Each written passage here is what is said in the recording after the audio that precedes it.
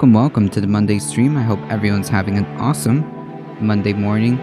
It is Monday, and unfortunately, the weekend was not long enough. The weekend was not long enough, I'll say that much. Hey, Spread It Forward, how's it going? Bro. It never is. That's right.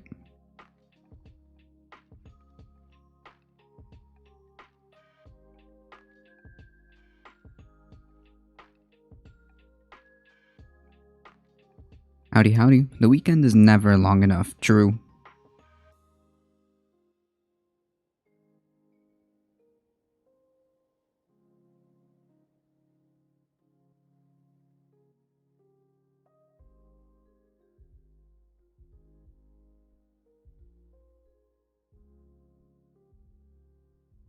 We need at least an extra day. We need at least one extra day to make it a 3-day weekend.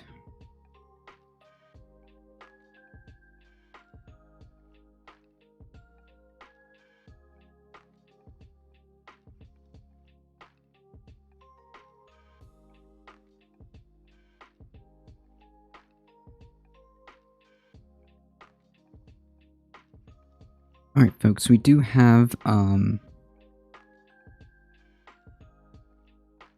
quite the amount of headlines to go through, and then more of the technical summary. Did you know that This Land Is My Land, a song that was written by a socialist verse that are critical of America was left out since the McCarthy era? Yes.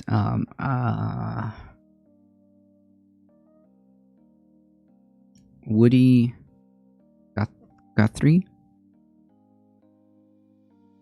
Woody Guthrie? Yes, Woody Guthrie.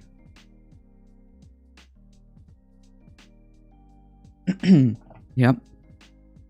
That's right. That is absolutely correct. Howdy's a chap. What is the most difficult truth? The most difficult truth is, I don't know, truth itself.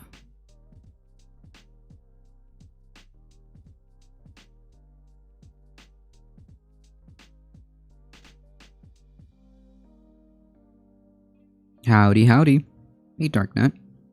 I just pissed off my boss this morning. I walked in and requested my 10 days of vacation due to me. I'm planning on taking a trip over my birthday next month. Absolutely, it's your time.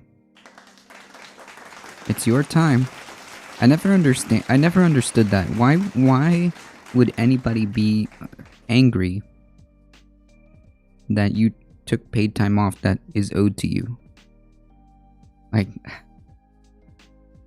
if you're gonna be so angry every time somebody takes paid time off, then like, what's the deal? Hey Sir Yogi, how's it going? Howdy. I never understood that.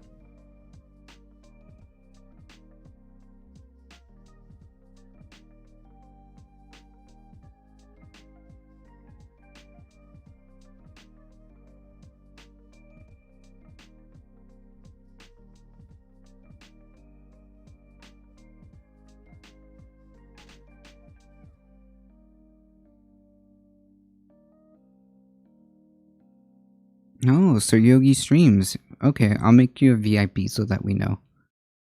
What are we debating today? We are debating life itself. The meaning of life.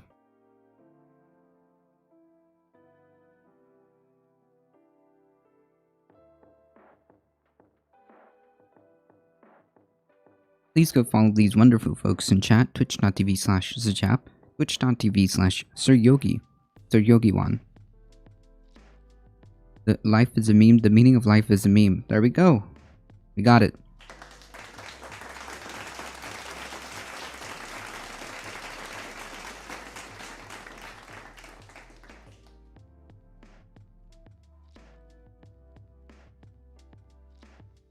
Alright, folks. We do have quite the amount of headlines to go through. Let me go ahead and bring some of those up.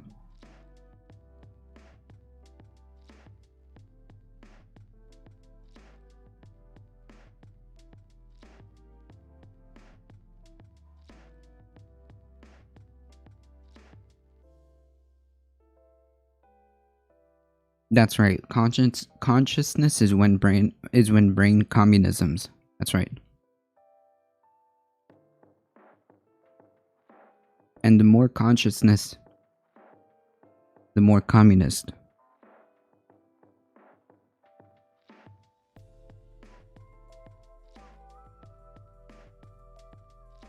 The more consciousness there is, the more communism there is. The more communist it is.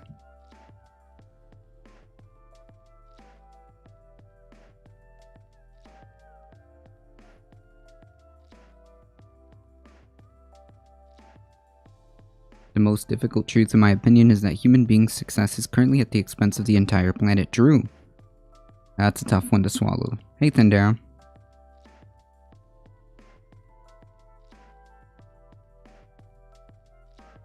Folks, we are going to keep covering anecdotal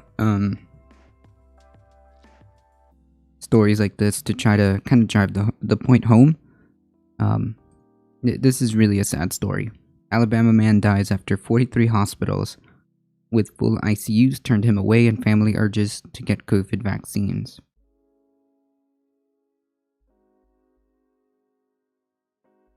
The family of an Alabama man who died of a heart issue more than 200 miles from his home is asking people to get vaccinated against the coronavirus after more than 40 hospitals across 3 states. Just take a second to absorb that one. 40 hospitals across 3 states were unable to accept him due to full cardiac ICUs.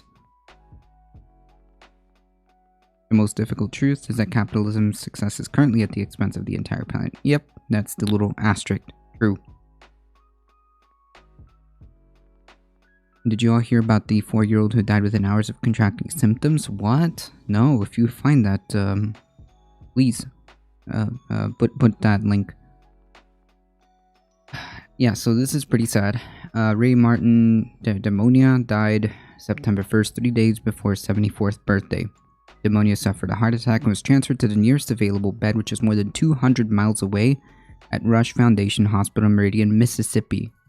This guy's in Alabama, by the way. In his obituary, the family urged to get people vaccinated against COVID-19. In honor of Ray, please get vaccinated if you have not, in an effort to free up resources for non-COVID related emergencies. That's the TLDR of this story. I mean, if we have to keep going and point out each anecdote, you know, conservative radio host passes away after refusing vaccine. Alabama man dies after 43 hospitals with full ICUs turn him away. I mean, not because they wanted to or because of anything other than they just didn't have beds. Nothing to do with COVID whatsoever. Do you think that that's fair?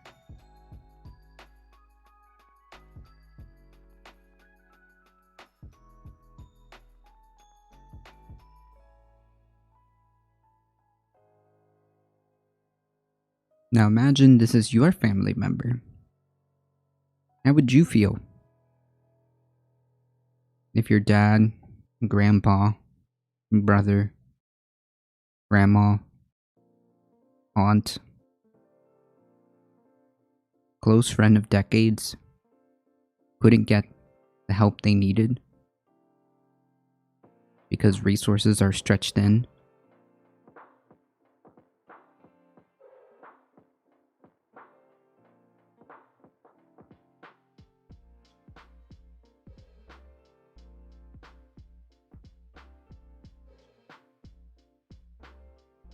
Just try to put yourself in that situation, right? What if it was your friend? Your close friend of decades. What if it was your brother? What if it was your grandpa?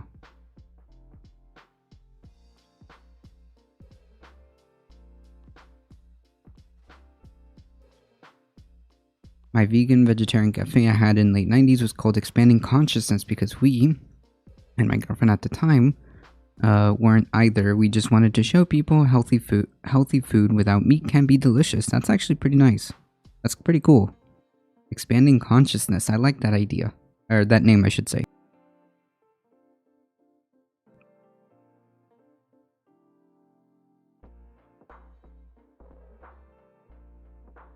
How do you stay so chill talking about this? Like you're always speaking on lowercase? Because, I mean,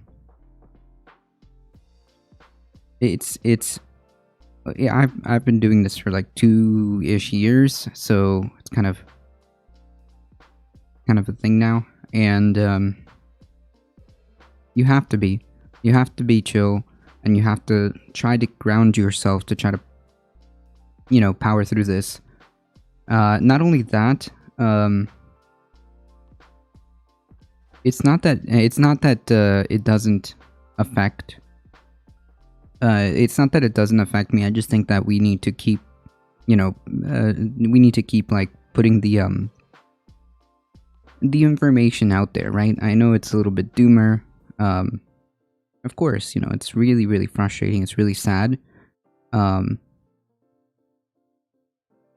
In some cases, it's pretty angering, depending on the news story. But you know what? It's got to be done.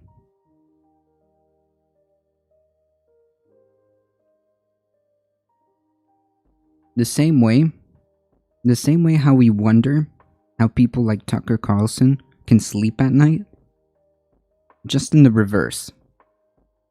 You know what I mean? I don't know if that's a good analogy. But you get the point. The point is, like, you just gotta power through it, and have conviction in what you're covering. Desensitized? I mean, maybe after seeing all these like horrible like super doomer pilled stories, you just kind of get used to it. Maybe that's an aspect of it too.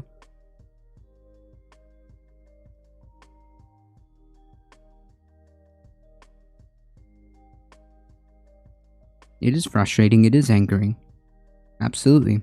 Especially when like things can be different. When things can be different, right? There is a scenario. There is a better world possible. And it's not exactly that radical of a leap, to make this a better place. It's not really that much of a radical leap to make this a better place. But, the most modicum, the most marginal of changes, I should say, the most marginal of changes is, for some bizarro, we live in like upside down world, are constantly fought against.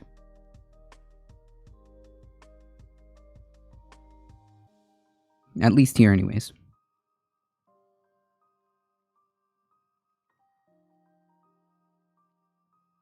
Anyways, TLDR is, this is incredibly sad. This is a sad story, and I hope that it kind of sticks with people, right? I hope it kind of sticks with people, especially those folks who are a little bit more hesitant.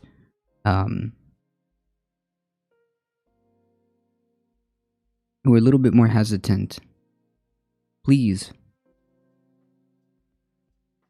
just do your part, right? Just do your part. It's not just about COVID. And this could very well be your family member.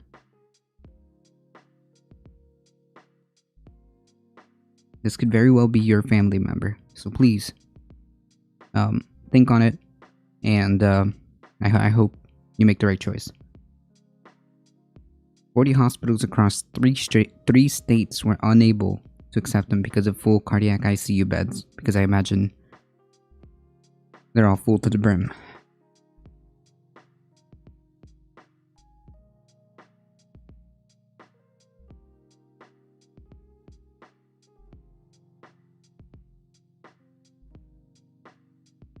Very sad.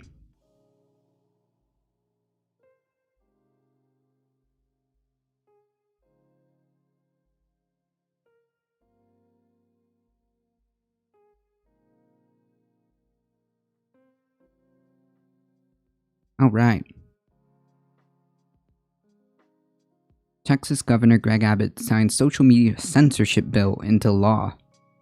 See, following the steps of Florida. How are you going to enforce this?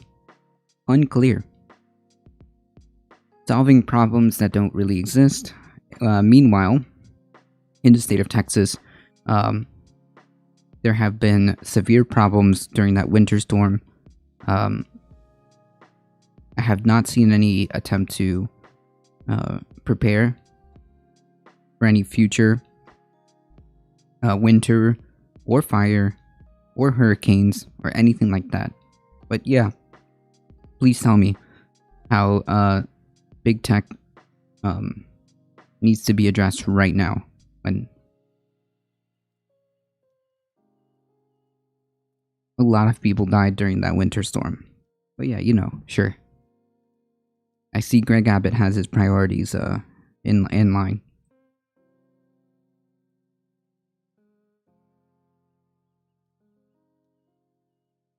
Governor Greg Abbott has signed a bill that aims to stop social media companies from banning users or nixing posts based solely on political opinions. Well, they don't. Okay, so generally speaking, from what I understand, the reason why you get the ban hammer is because you violated terms of service, okay? And I would say if your political opinions violate terms of service, I keep mixing up Texas and Florida governors and their antics, true. The latest salvo by Republicans who claim that these tech giants are censoring conservative users. No, they're censoring everybody. In the sense that if you break terms of service, you're gonna get the boop. Alright?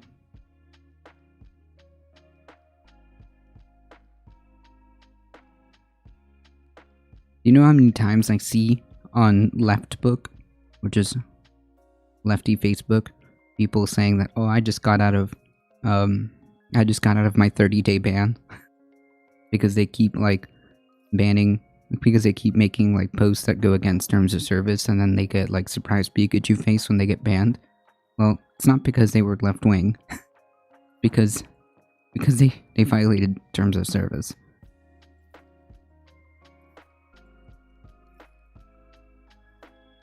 How's the guy was trying today? Oh yeah, hold on. I'm sorry, spread it forward. Hold on.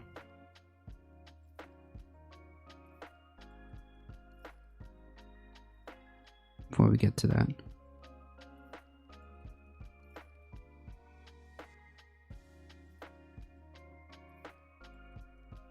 Yikes. How's a guy was trying to get back into Queensland, but they aren't allowing people to cross from New South Wales. He was strong there, but he was having an operation on his heart in New South Wales. They have forced him to live in a hotel on border, and he was just run out of money, so he was going to have to live on the streets. He ended up collapsing not long after the interview. Ironically, getting taken to a Queensland hospital, and they still don't know if he's allowed to go back home to his wife due to COVID restrictions. Yikes. Yikes. Galveston County's youngest COVID fatality was beautiful, mother says. Callie Cook was 4 years old. She hated bows and liked to play with worms. She lived in Bay Cliff with her mother, father, and older siblings. Her attended pre-K classes in Dickinson Independent School District. On Tuesday, she died of COVID.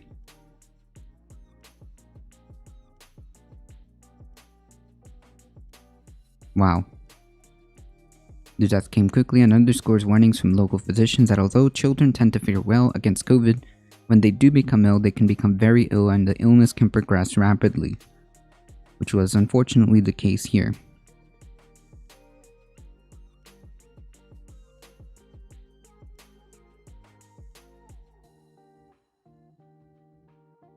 Galveston County Local Health Authority Philip Kaiser called the death a tragedy. It is a tragedy. It is a tragedy.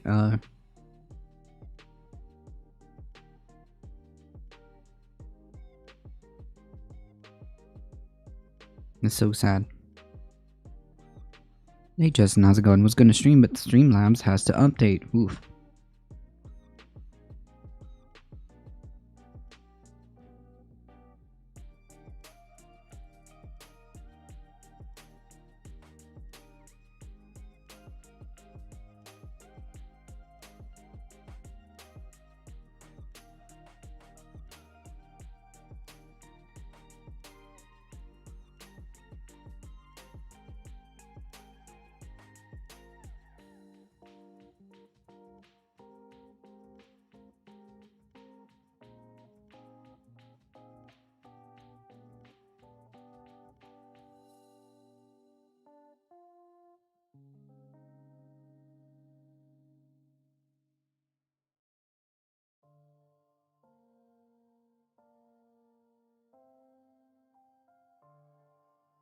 Yikes. Australia has a 9-month-old baby contracted, but I'm not sure of their status other than being in the ICU. Yikes.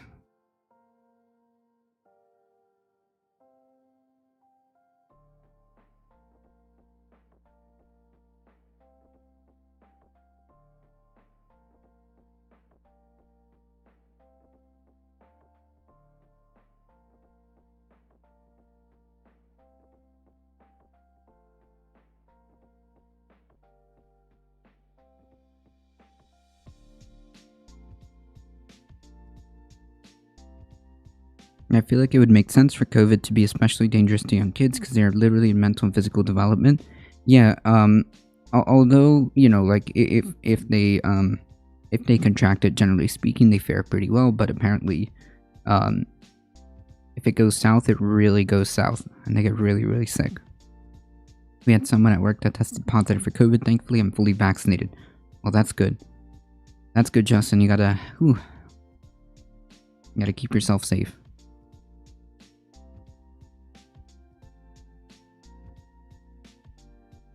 The point of these stories is to try to make people think and try to steer them in a direction that maybe makes them consider if they're one of those folks who are not vaccinated, maybe consider getting vaccinated, because we are in a tough situation. I think that we should be responsible and just do the right thing.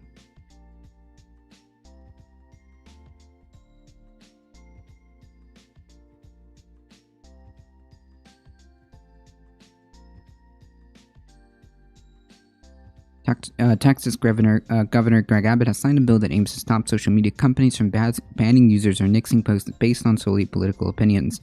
The latest salvo by Republicans who claim that these tech giants are censoring conservative users.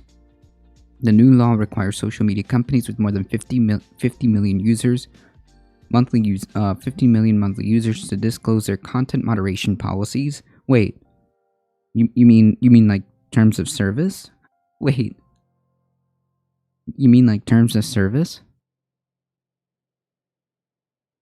And institute an appeals process, which I believe most of them,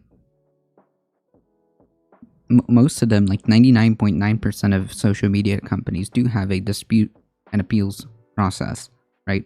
From YouTube to Facebook to even Twitch, I think, has a dispute and appeals process in case you get banned for unnecessary, for, I don't know, if someone like really like hate reports your channel or something like that, you can dispute it with Twitch or with YouTube or with Facebook if you have a Facebook page. So I don't. This is solving a problem that doesn't really exist, in my opinion.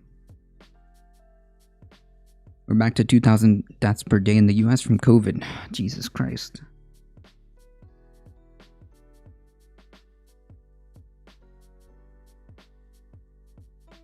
Unbelievably sad and frustrating.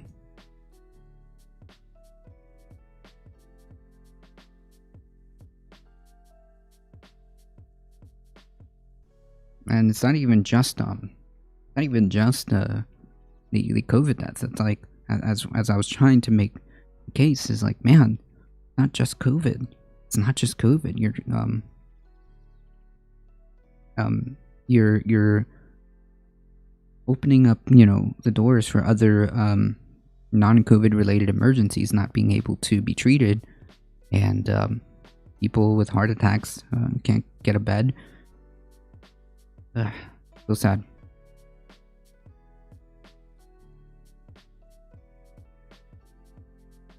Right, Dak Apollyon. This is literally solving a problem that doesn't exist. So yeah, it would require such social media companies to remove illegal content within 48 hours, which they already do. Because if you post something illegal, you will be banned or it will be removed. There are terms of service that are listed on the website, and the majority of these companies already have an appeals process or dispute process. So, literally, this is absolutely useless. Under the state legislation, users may sue the platforms to get their accounts reinstated, and the Texas Attorney General would be able to file suits on behalf of users. Which, again, so in other words, you want to, then at that point, what is the point of having a terms of service? Because if you get yeeted off a platform because you broke terms of service, and so now what? You're gonna engage in a frivolous lawsuit to try to get your account reinstated, even though there's like terms of service, and that's why you were banned. I mean, unless you really didn't violate terms of service, in which case there is an appeals process. Okay, in which case there is an appeals process.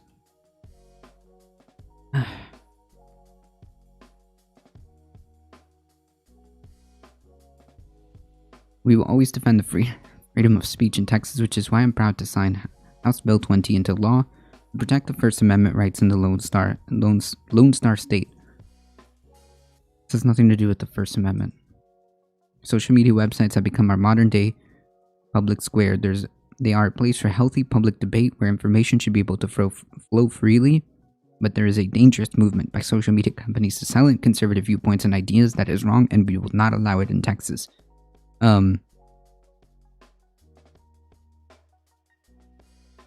Source?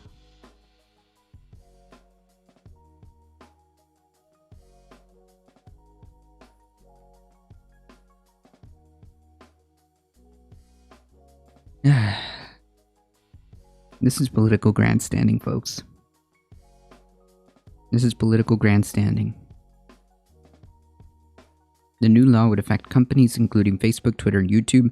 In the latest Republican effort to take on social media giants, Florida recently passed a law that would have prohibited social media platforms from banning political candidates, but a federal judge blocked the law before it was supposed to take effect.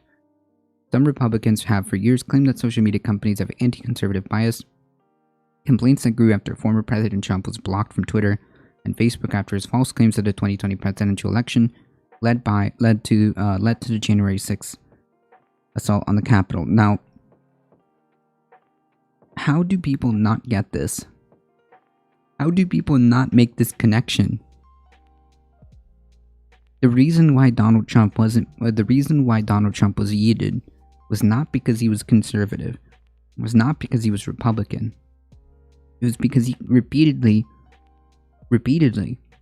violated their terms of service. But even then, he got a pass because he was the president of the United States, and Twitter felt like it was important to keep his profile up. They let it slide time after time after time after time, and then finally they were like, you know what?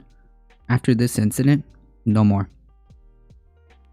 So it wasn't because he was some conservative or because he was a Republican. Jesus Christ. Like, I think that it's kind of weird, or I should say kind of telling, that you think that it's because, it must be because you're conservative that you're being yeeted, instead of having some introspection and, dare I say, personal responsibility, and having the introspection to think about why you were banned, right?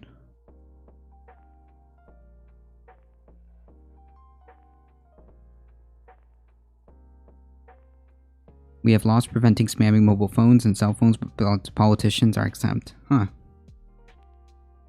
In Australia.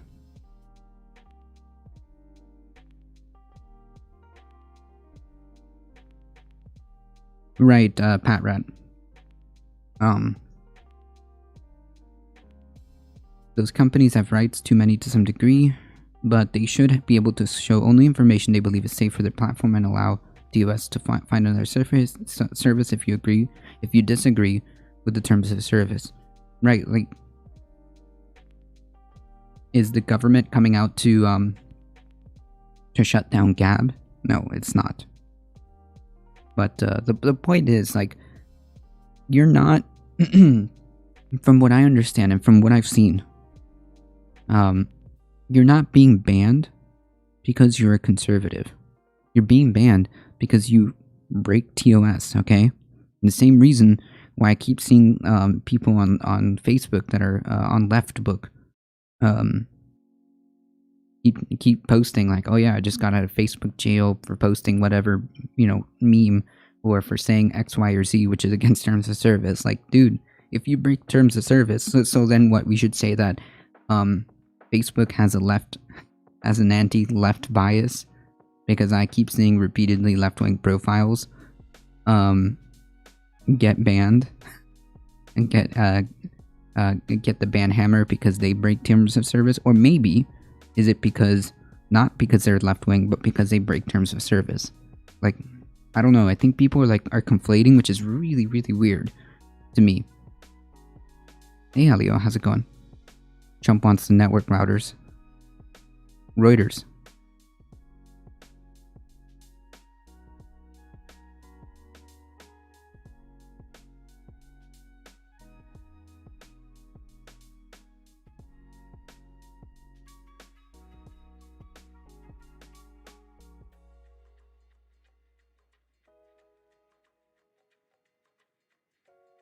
Democrats, too, are trying to challenge social media companies, albeit for different reasons. The White House has pushed social media companies like Facebook to work more quickly to remove COVID disinformation.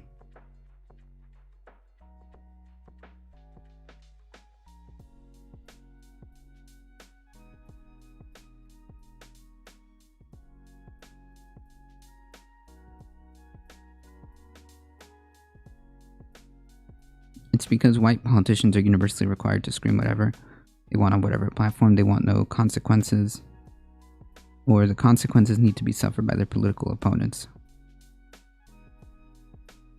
Yeah, I don't know. I think it's just simply that people have this perception in their head that they're being attacked for their beliefs or something like that, which is really, again, it's really weird that we got into ourselves into this position. Like, maybe, and if you think it's because you're being banned because you're a conservative, I don't know. That seems like A, you don't want to take any personal responsibility, which is really weird. Okay, which is really, I'm trying to flip this on its head, right? It's really weird because isn't the whole thing have some personal responsibility, right? It all comes down to that for these folks. And then when, the rubber meets the road, it goes right over their heads. It goes right over their heads. No sense of personal responsibility. No sense of introspection. I find that really, really funny when it comes down to it. They always scream about, oh, you should have had personal responsibility. And then when it comes down for them to have personal responsibility, oh, it must be anything else. It must be because they're trying to censor me, or it must be because I'm a conservative, or it must be because, like, no, maybe it's just you, dude. maybe it's just you.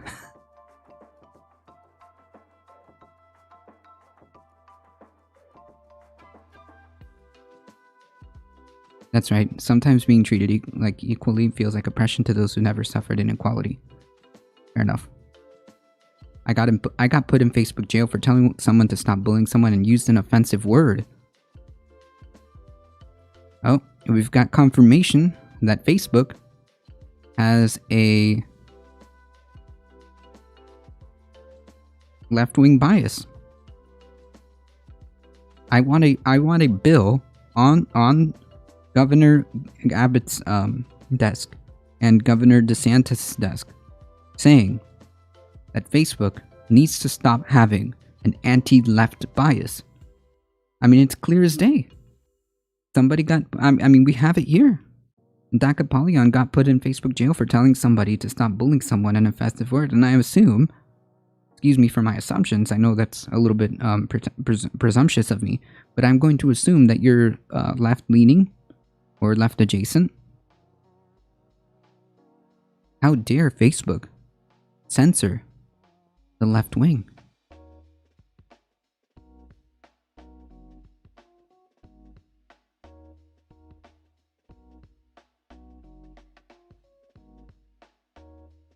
The what the fuck, bruh? YouTube mix channel? Mix YouTube channel. Oh, is there a new song?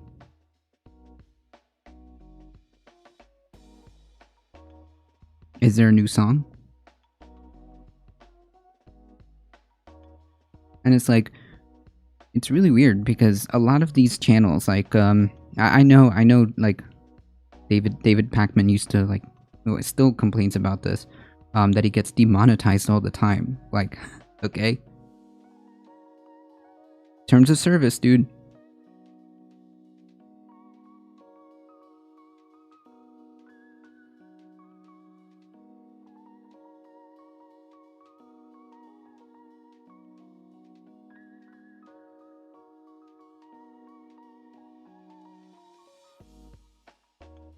I am? There we go, see?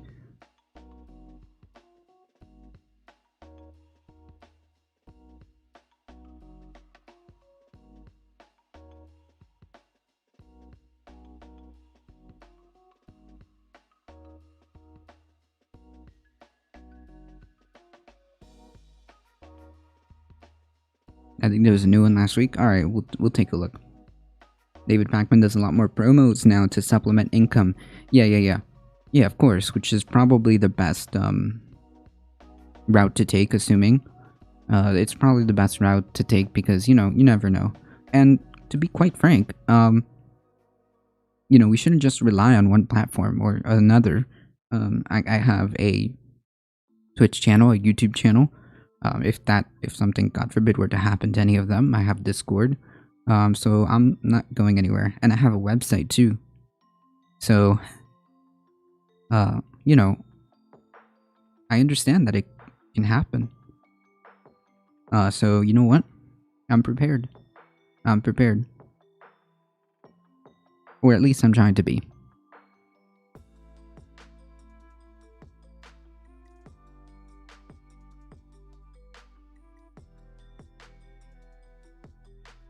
Here we go.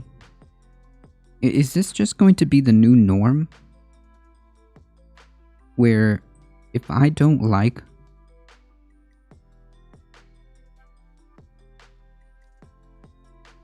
what YouTube is actually factual, yeah, that moment when like parody becomes reality, so it's hard to do parody. It was the C word that got me the ban hammer. Looking back, my choice of word was absolutely offensive. I probably should have a different approach, but I was frustrated. Understandable. However, my point was, it's not, you weren't banned because you were a left-leaning person. You were banned because you broke terms of service. That's my point. So is this just gonna be like the new norm where, um, if I don't like the results of an election, then I'm just gonna cry about voter fraud? I mean, is that like the new thing?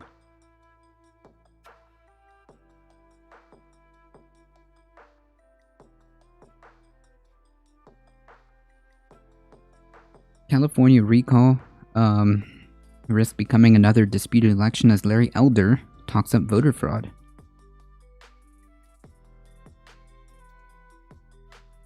Republican candidate Larry Elder, who has the best chance of unseating Democratic Governor Gavin Newsom in California's gubernatorial recall race, is already preparing to dispute the results with escalating talks of voter fraud. Source? Like, this is incredibly dangerous, and more the reason why this guy shouldn't be allowed anywhere near power. Okay? Democracy is going to go poof in America because of voter fraud assumptions, and you're going to have to deal with dictator probably. Enjoy. Oof. I hope not. I remember starting to set up a website back in 2002, never ended up finishing it. I can't even remember where I was doing on it though. Possibly GeoCities. Oh man, GeoCities. Oof, now that's a name I haven't heard. Why not? It can get your base all heated, then you have another go at it later. Yeah, I suppose.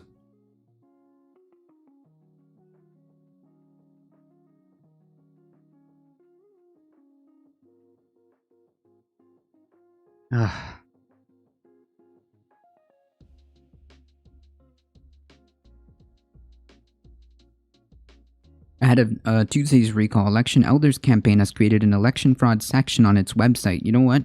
Instead of just like...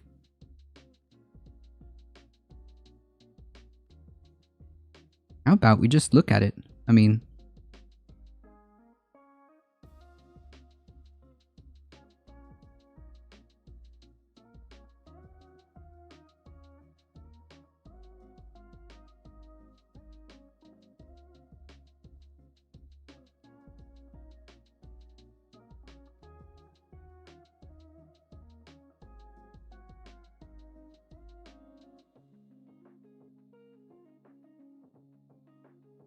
Yikes.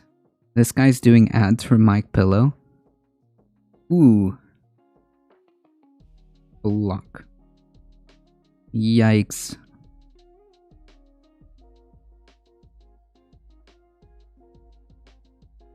That's right, Padrat. Yep.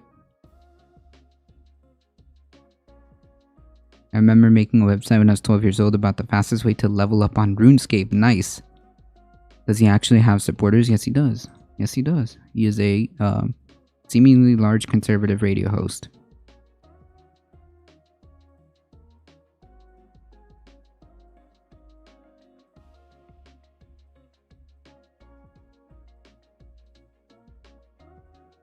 Where's his campaign website? I need his campaign website.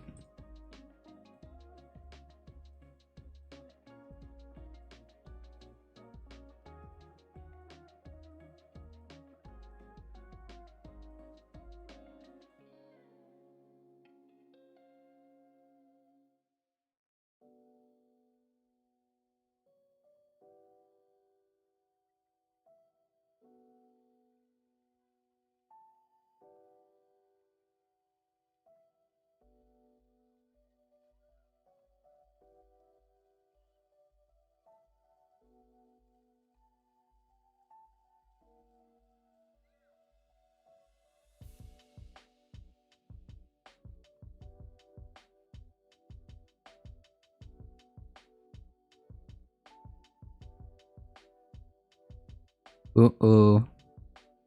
Uh-oh.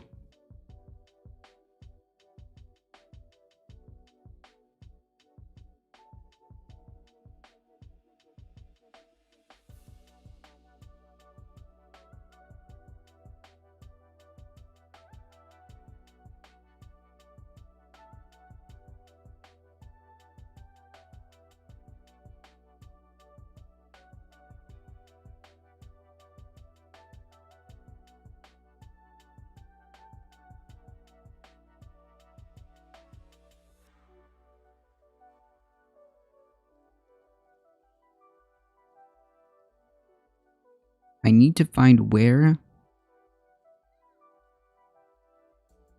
Oh. Wait, are you for real?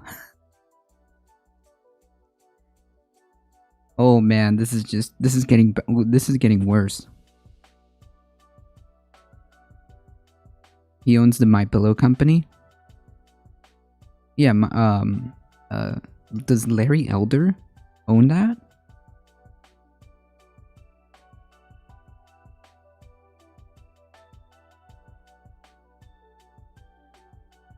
I have a love-hate relationship with the time we live in a lot of ways we're the pinnacle of human existence, but at the cost of everything that truly matters. Yeah, yeah. So, here, he has a link on his campaign page. That is clearly, if you notice the top, favicon, which in web design, it's called the little favicon on the little thing, little California state. They're the same. This was probably made by the same person.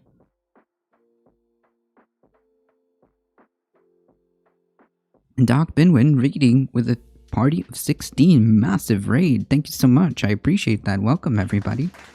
Welcome. Howdy, howdy, everybody. Hey, Eric. What should I say? Hey, Potato Band Plug. I know you're the same person. Hey, Redacted. How's it going? Welcome, everybody. Howdy, howdy.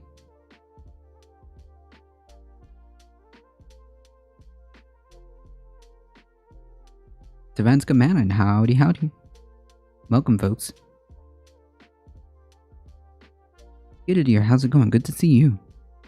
Folks, if you don't know who we are a Difficult Truth. We do news and politics Monday through Thursday, 9 a.m. to 11 a.m.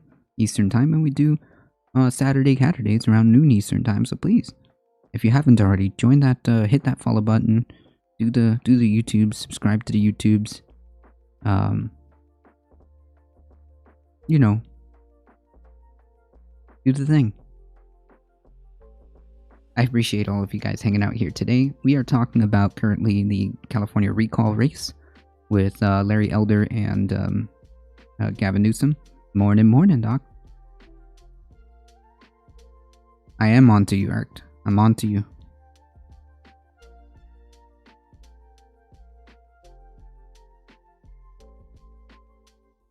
You said my name correctly the first time. That automatically deserves a follow.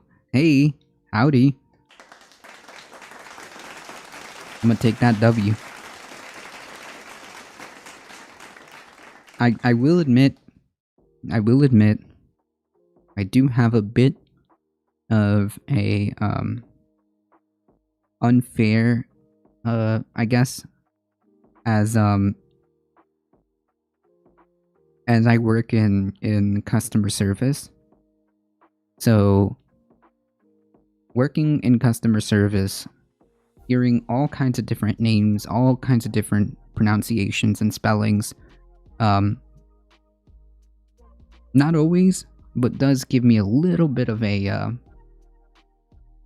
waypoint on how to pronounce people's names. Not always, because you've all seen me struggle on stream. Not always, but it does give me an easier time of things. Thank you for the follow. I appreciate it.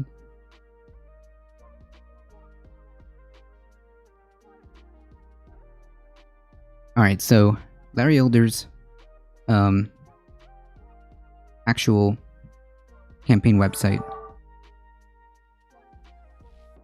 When you go to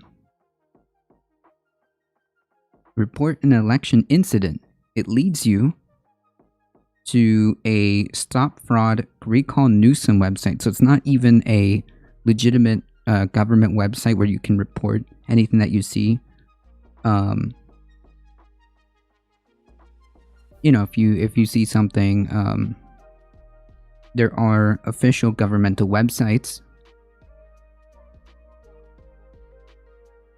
and you can report legitimate election fraud via those routes. This is not an official California government website. Do not use this website. And it's clear the type of picture Larry Elder is trying to paint, right? And it's incredibly dangerous, right? Because it wasn't just Larry Elder. Larry Elder, I think, is like the latest one who's parroting this. From what I understand,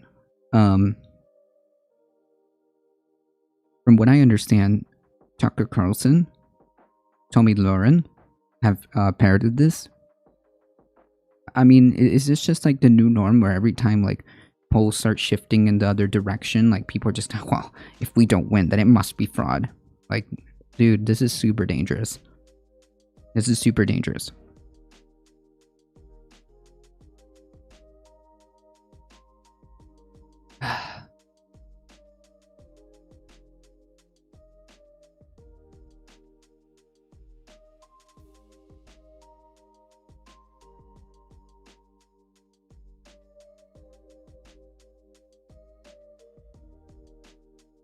Jesus Christ, can anybody see this?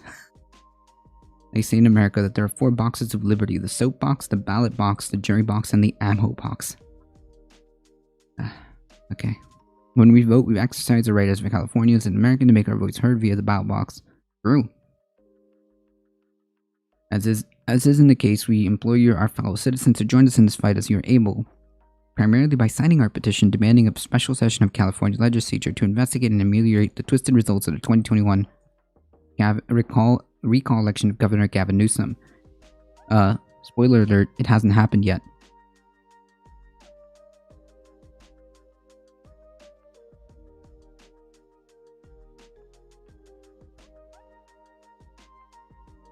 It hasn't happened yet.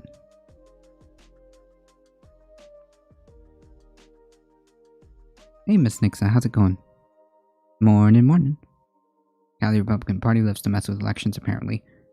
Yeah, they're, poisoning the well without even having, like, the initial results at all.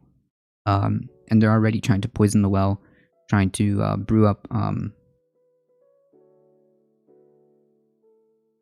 up distrust without, of course, any legitimate, without legitimate evidence, which is incredibly frustrating and incredibly dangerous.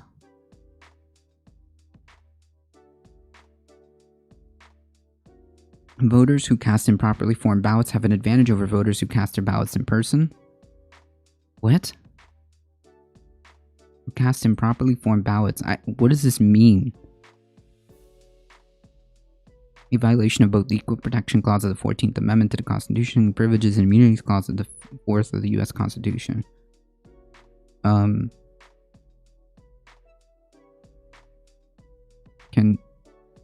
you like, okay, so I just want people to like look at this.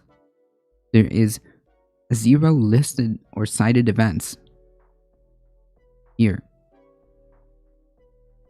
Their sources are literally, trust me, bro. That's it. That's literally it. Sources, trust me, bro.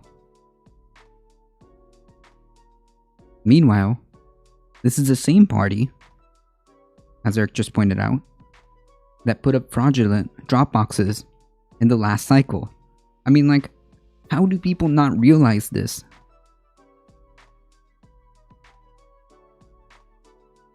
How do people not realize this?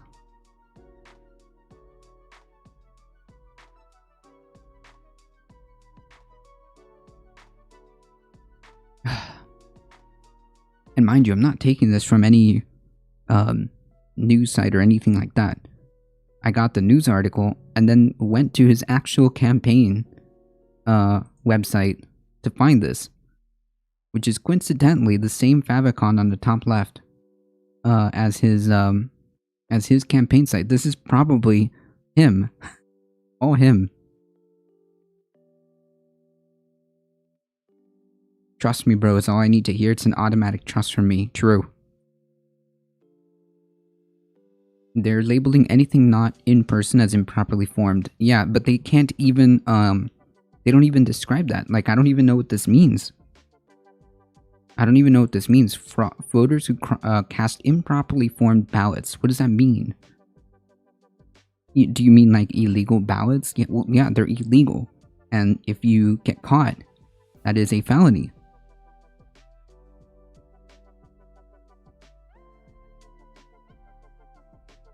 If he loses, it's fraud now. Yeah, basically.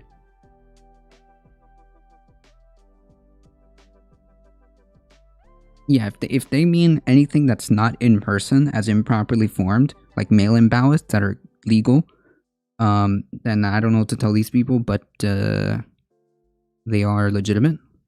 Absentee ballots that are filled out correctly are legitimate. And you can use them too. You have absolutely every right to use them. So there's no like barrier that says Republicans can't use mail-in ballots or Republicans can't use absentee ballots. So it does not violate equal protection law. You can use them too.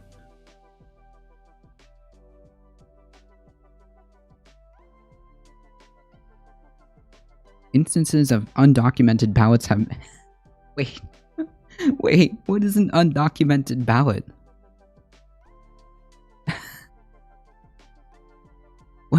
What is an undocumented ballot? And can you please provide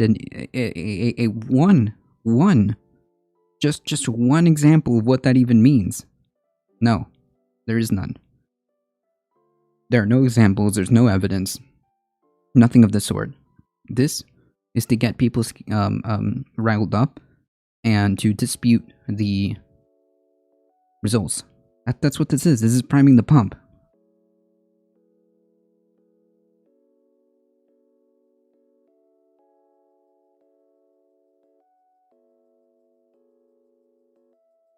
Undocumented equals one not requiring ID? Maybe. Yeah, exactly. It doesn't have its papers. You have a visa for that ballot? Right, like what does that mean? There's no examples. There's no clarification of this. It's just, look bro, if we lose, you've got to be very scared. You've got to be very scared. If we lose, it's not because we have, again, it's just laughable about how sometimes like the same people who claim everything is all boils down to personal responsibility. When it comes down to it, when it comes to them, no modicum of personal responsibility. Nope. Not a one. Not a one. Which I find absolutely rich.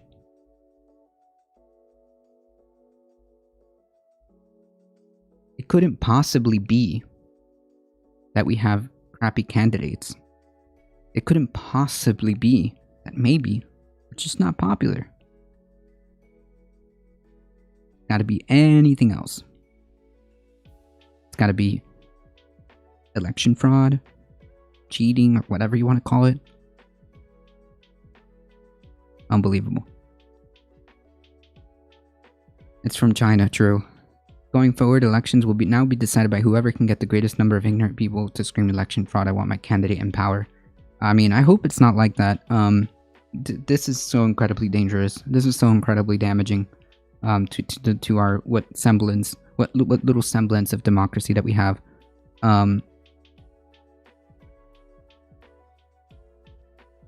What little semblance of democracy that we have is just like on the brink. I mean, our institutions held previously, but I don't know. They keep shaking. They keep shaking that already, you know, weak fail safes, and it seems like that's their in. That's their in. If I lose, it must be a fraud.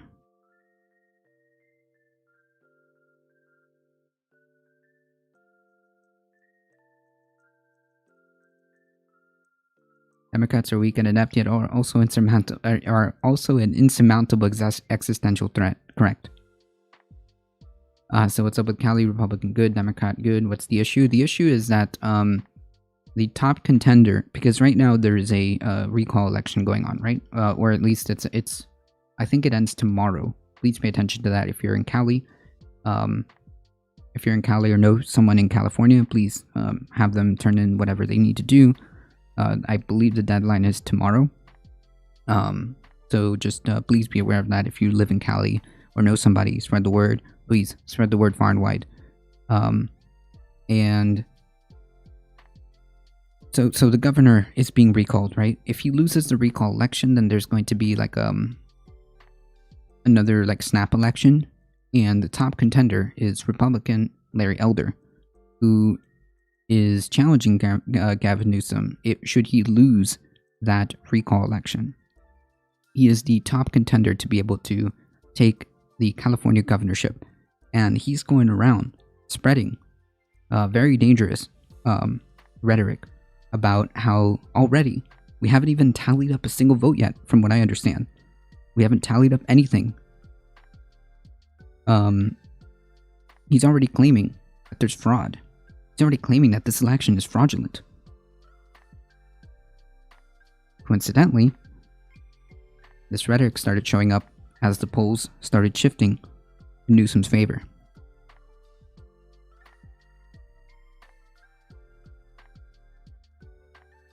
They really keep trying to make another January 6th happen. I mean, like, this type of rhetoric is going to do that. Because imagine if you keep harping on it and you keep telling people, listen, there's nothing that you can do. Okay? Your vote doesn't matter. Your government is your elections are rigged. And they continue to push that and push that and push that and push that into people's heads. Well, they're gonna feel like they have absolutely nothing else left. And lo and behold, you're right, Dendera. We may have another one of those incidents.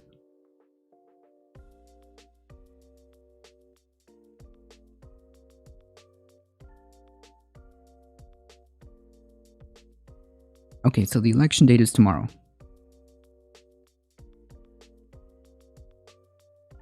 If the recall election advances to an audit, we must not permit county officials who may or may not have contributed to these discrepancies to conduct the recount themselves. Again, who are these officials? Which ones?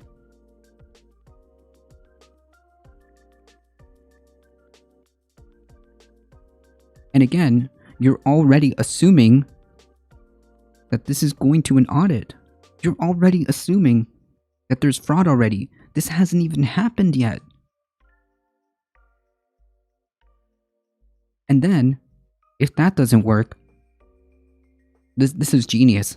If that doesn't work, then it must be because the county officials are in on it. This is just absolutely unbelievable. So, there's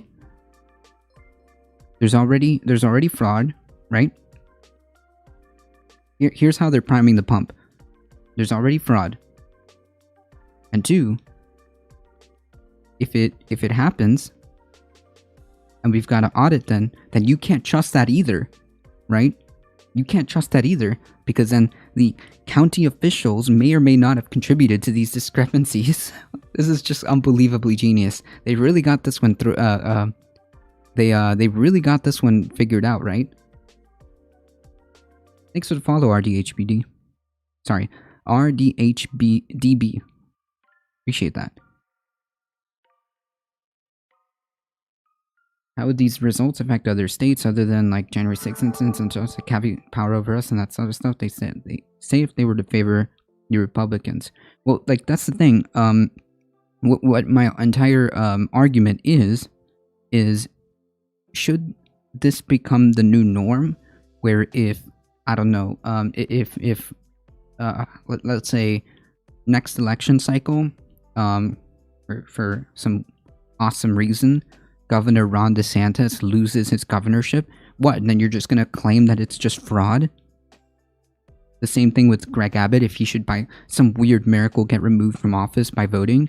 Like it's just going to be some fraud? What about like it's an unironic slippery slope.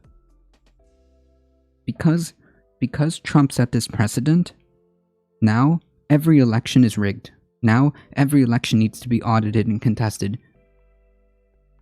if the Republican loses. That's a little asterisk on there. If the Republican loses, there must be an audit and there must be fraud.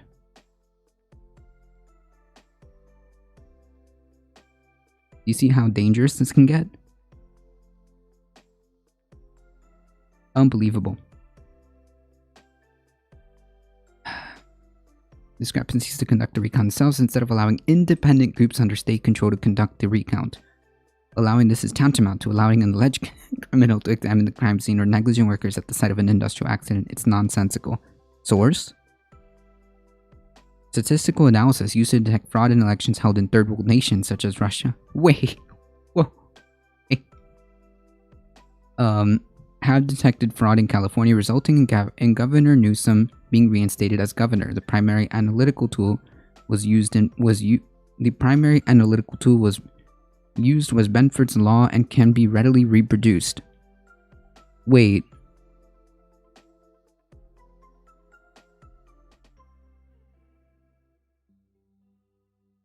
It hasn't happened yet.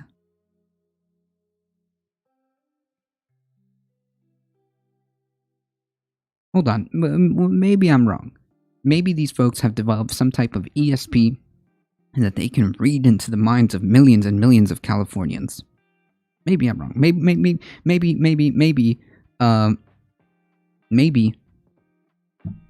Maybe these folks have developed some type of super ESP power and have already read into the minds of millions of Californians.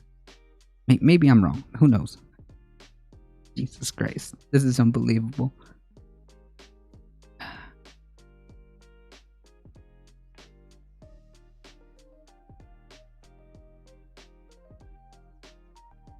Their war refers to non-aligned countries during the Cold War, which placed America in first and Soviets in second. It has nothing to do with the development of country. It was the side of the Cold War. Oh, interesting memo.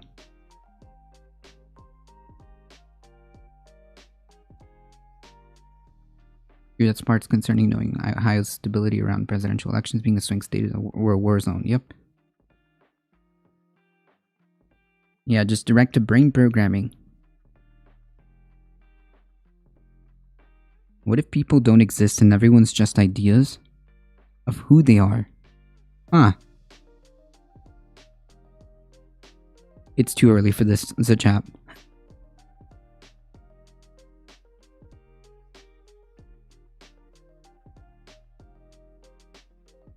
I'm 2 cups of coffee in, okay? You're gonna need to give me a second to get the 3rd cup so that I can process that mind-blowing statement.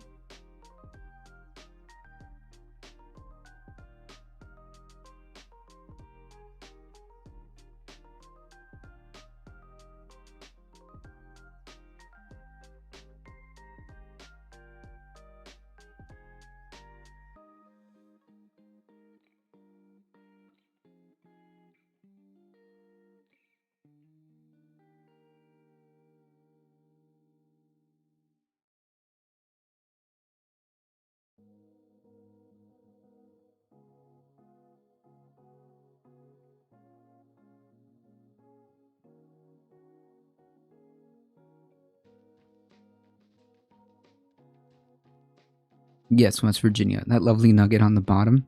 True. That's all the compost going to his brain. True. For these reasons, among others, I, as one of your constituents and voters, request that you immediately order a special session of the California legislature to be held in a timely manner to address the matter of elections, electors, California electoral policies, and electoral investigations. Failure to address my concerns will result in the loss of my support of you in the 2022 election. Upholding the American justice system is one of your most sacred duties, and we have placed our trust in you. Again, like, for reasons that I have yet to substantiate, the election is fraudulent. Reasons. What reasons, you ask? I don't know. I'm just making stuff up.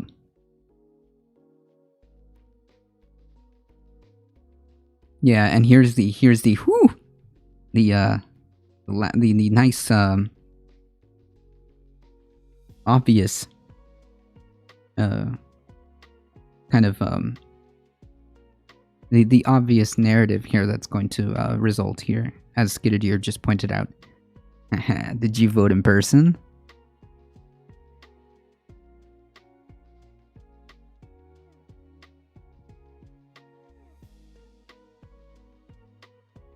The turnout myth: voting rates and partisan outcomes in American national elections. I think I have this on my list. I think you said this before. The turnout myth.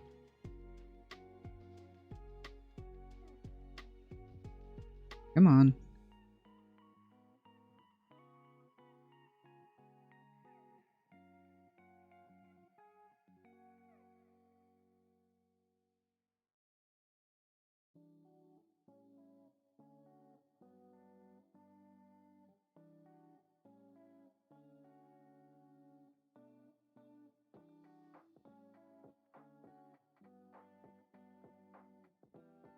For no, no reason at all. We just need to know. We just need to know if you voted in person or not.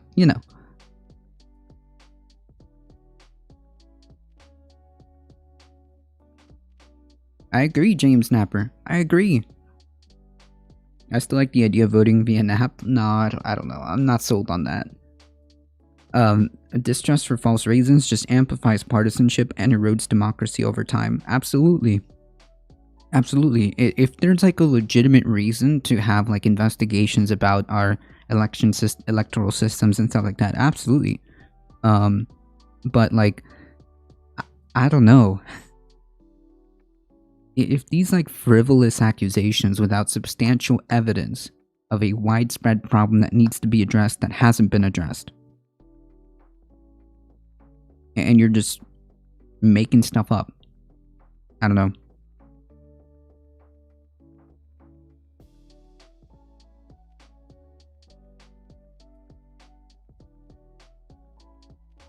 If you bank on your phone, you can vote on your phone.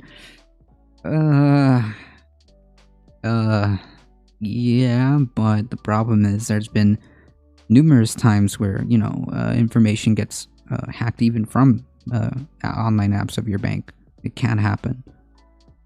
I'm sure you could make voting online completely secure using blockchain. Maybe. I would probably defer to someone who knows way more than I do. I'm just a bit nervous about that.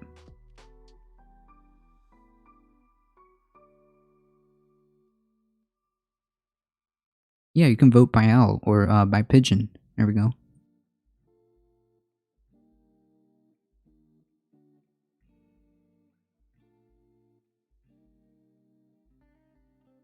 HRP Diesel, we can't even get to let them vote us by mail. I always look at it if they're going off the distrust from actual voter fraud that took place during the Bush administration. Yeah, no, that's whew. We don't want to talk about that.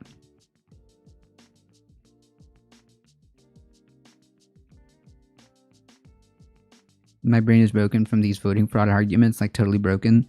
Yeah,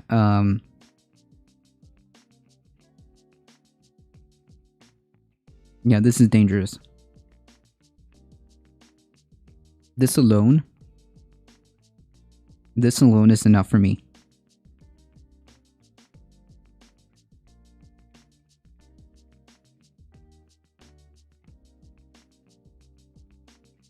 Yeah, here, and this is what we were saying. So it's true. It's true. And in case we had any doubts as to where Larry Elder stands, quote, there might very well be shenanigans comparable to what happened in the 2020 election. What shenanigans? Source?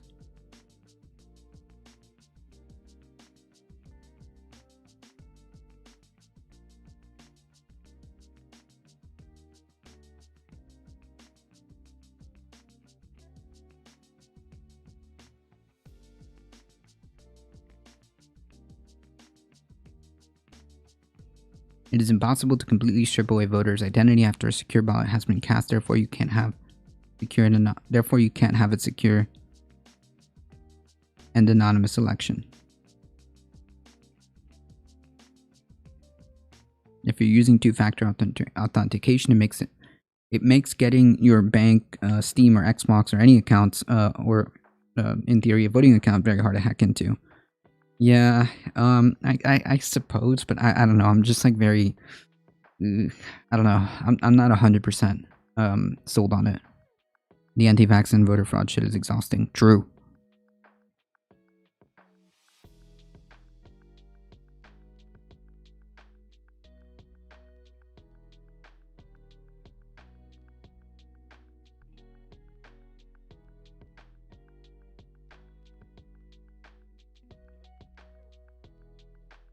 Last week on Fox News, of course, Larry Elder voiced his belief that the 2020 election was full of shenanigans, which, again, what shenanigans? Where? And of course, these are just vague, like, stuff to get people angry. And his fear that they're, quote, going to try that in this election right here. Try what? We don't even know what shenanigans you're talking about. This is unbelievably dangerous.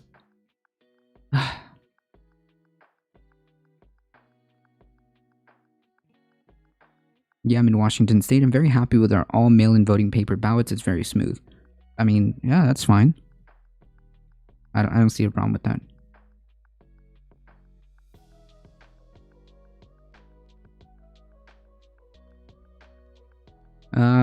So let's talk about this for just 2 seconds.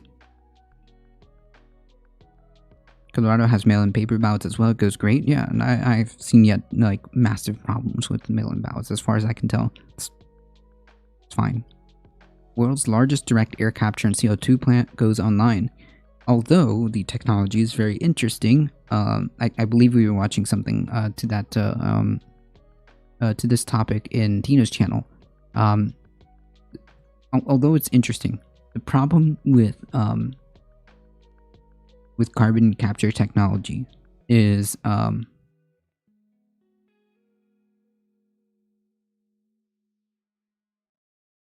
it deflects from the root cause of the problem, right? It gives this impression that oh well, we can just continue business as usual as long as we have these like giant capture facilities, which first of all, we haven't had a real upscaled carbon capture technology up until now. We don't know how efficient it is, and again, it doesn't really address the root of the issue, and it kind of deflects or directs attention from the source of the problem, instead of just making all of this effort. Why not just hit the root of the problem? Why not instead of making all of this that's right, expensive, waste of resources, waste of time, why don't we just I don't know, just stop reducing the emissions that this is supposed to just suck up, right? Like, just why don't we just not do the emissions?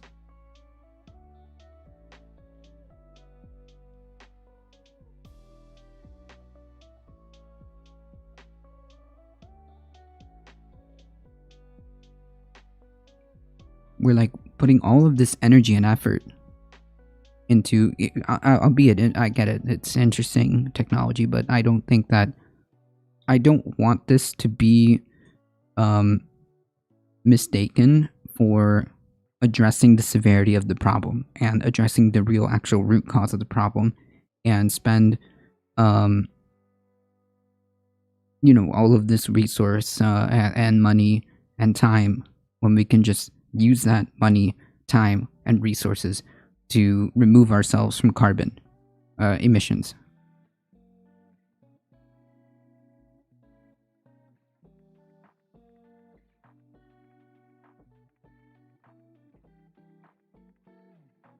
Alright, chat, chill.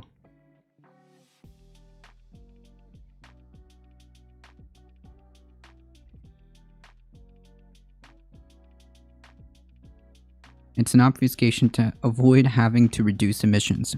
Right. That's exactly it. Better way of putting it.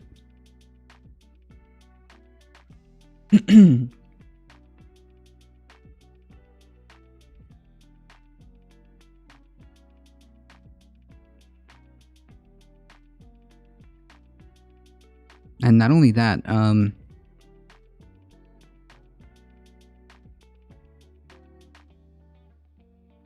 the process takes approximately 2 years for underground mineralization of the captured CO2 pumped deep into the underground using water. I think that might come to bite us later, you know?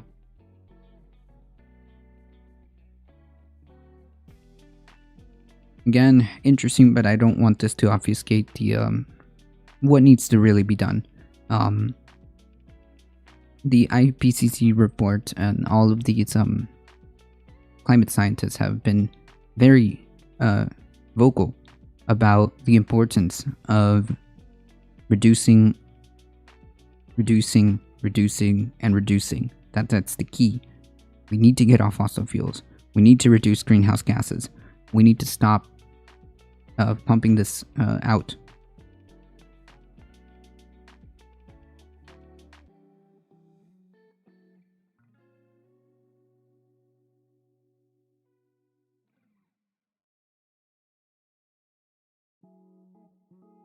I think we're confusing like animal agriculture. I think we're confusing the two things, Memo. Because obviously we're going to need animals. I'm just thinking like we don't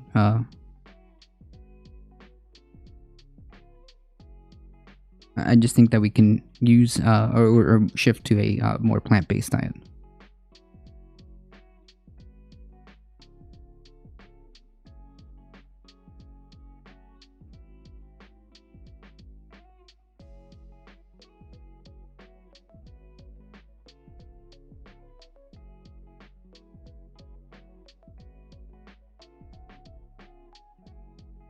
And they're called plants. Maybe we should stop killing plants to raise animals, to eat animals, to give us energy, to big fancy carbon capture metal machines, and when we can just stop destroying the plants. True. I would say that how about this? Maybe we could focus and Darknet, if you have some of those links, please feel free to drop them in chat so that we can kind of take that there. I would like to see us use more natural resources towards solutions like anti-erosion can also be carbon reducing. Even wetland restorations can protect cities. Oh yeah, but all of these things are necessary. All of these things are but a piece of the puzzle that we need to do. Yeah, I agree.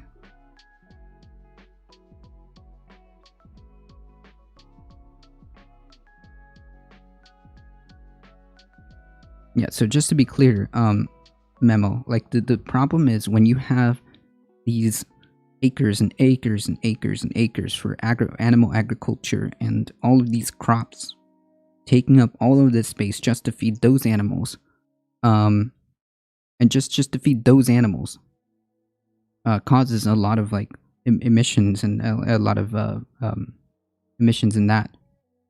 Like, do you see how, like, you see where we're in where we have the problems?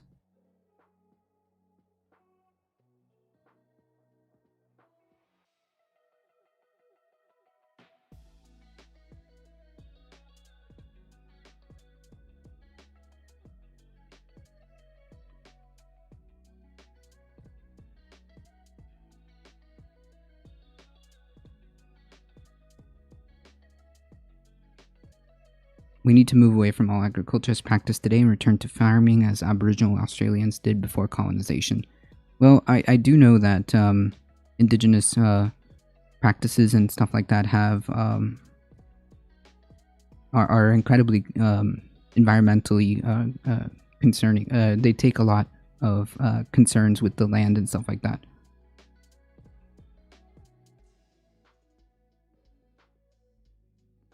Yes, spreading misinformation intentionally and just being wrong are two different things. Yeah, so you can spread misinformation while not knowing it. So yeah, I think it's I think these are fair points.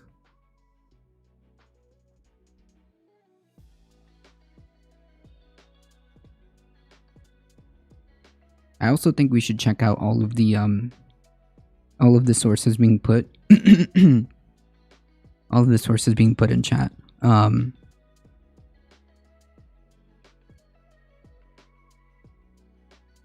the TLDR is we should be conscious of how we do things.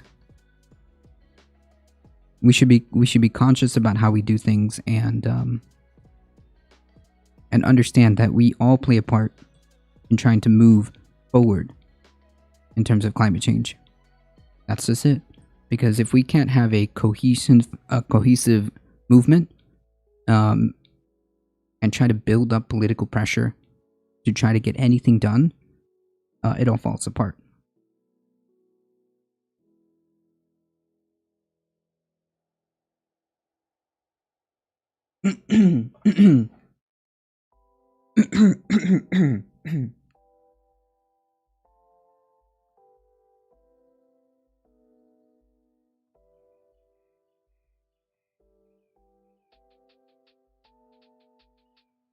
We're gonna need a lot of people to be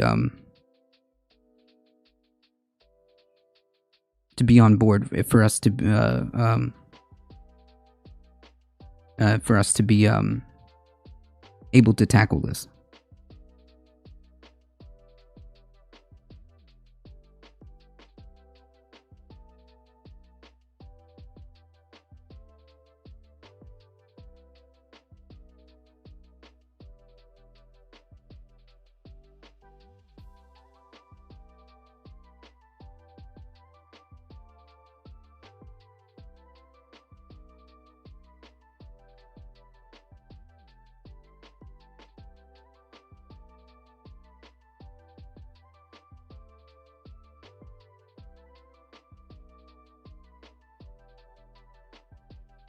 True.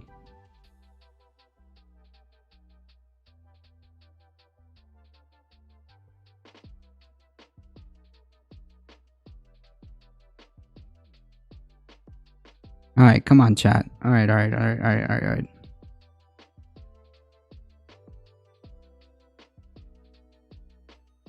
There's no public, there's no campaigners, they're all locked away behind fences.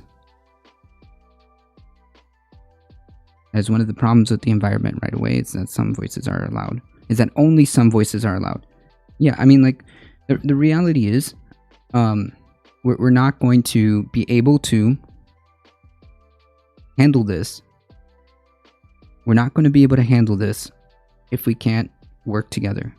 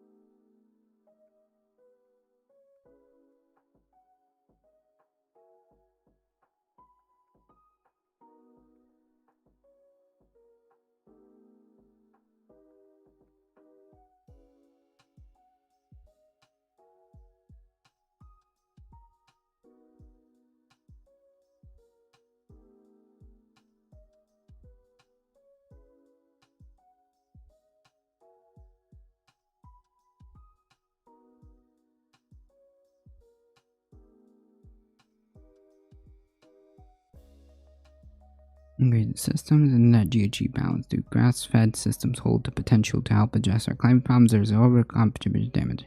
Well, the thing is, like, when you have a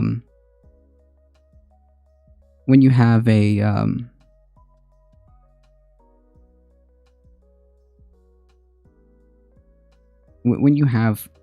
an overwhelming amount of land and dedicated to not only just feeding these cows and stuff like that, and you have this overwhelming amount of land to house these cows.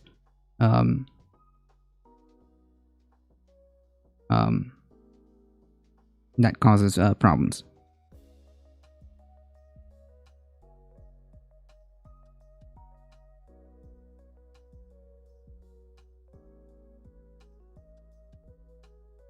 I'm more open to the critique of grazing as a method of maintaining land. There's a number of papers of science inside that have brought question to conclusive of the island savory.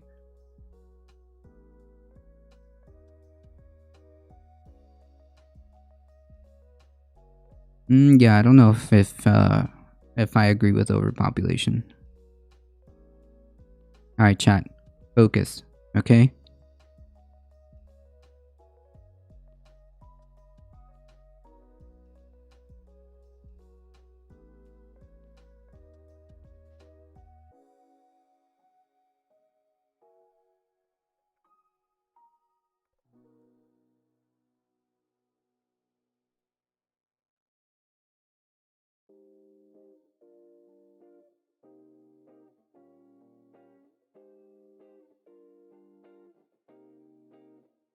Hey, sourcing, how's it going?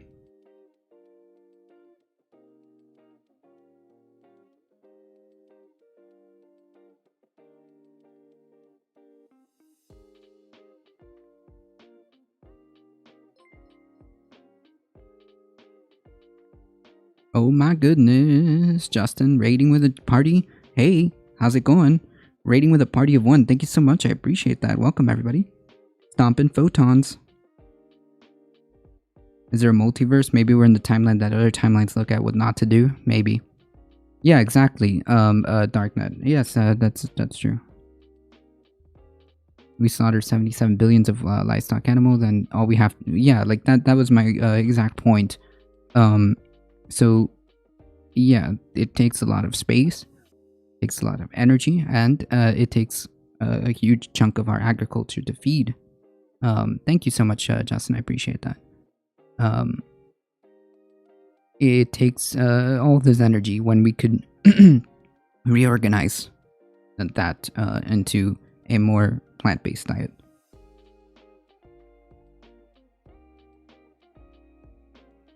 There's absolutely no doubt that we should all eat less meat. Yeah, I mean, like this, we are giving,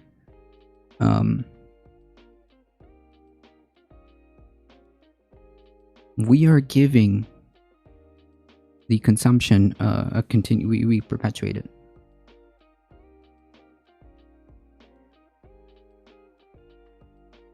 But animal shit is kind of important for soil health.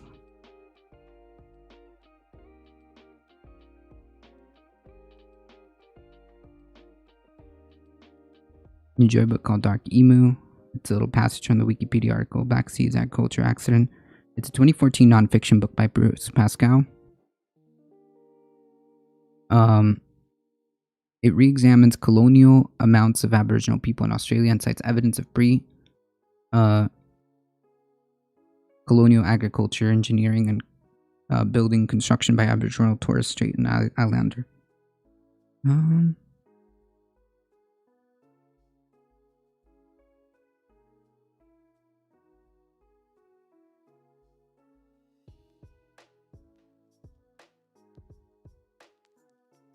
I can have a look at it, but right now I must contend what I believe the argument posed in here just isn't just about keeping the cows. The wider point is critiquing holding animals just purely for the utility of humans, the foundation argument against anthropocentrism, which is essentially the basis of climate change.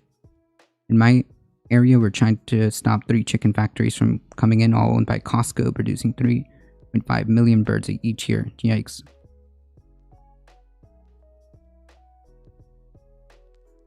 And as for food, it's much slower to be safe. I mean, like, there are alternatives that we can use. I believe, I mean, wouldn't compost be the way?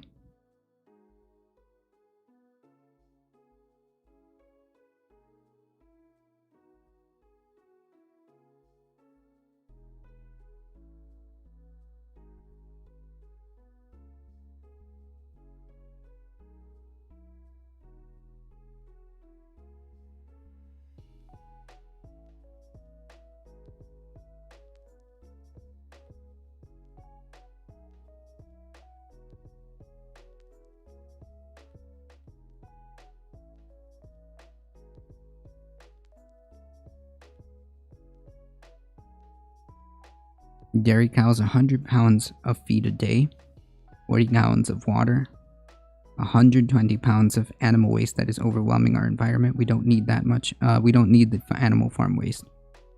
Ooh.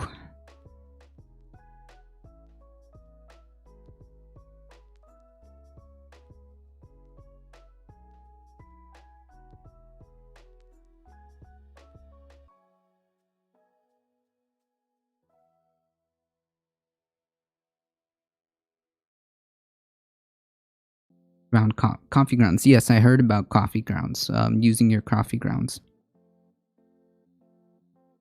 There's an alarming lack of reference to the term anthropocentrism and centrism in the most discussions about climate change. It's one of the first things you learn about when looking at any environmental studies at the university. Huh.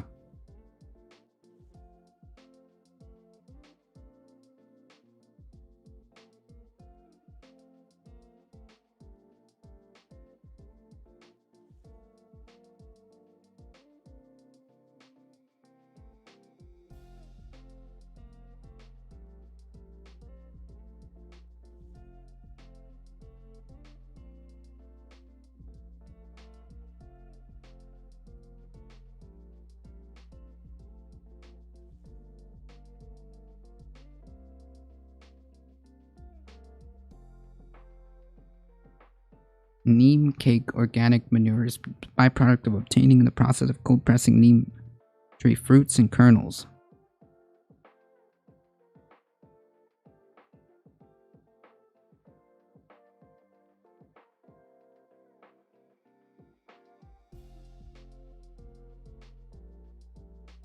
Yo, howdy. Yo, would you yourselves if you looked at into cotton farming? Whew. I have 2 roosters and they are my bug control team. I only buy one 13-pound bag of feed for the winter.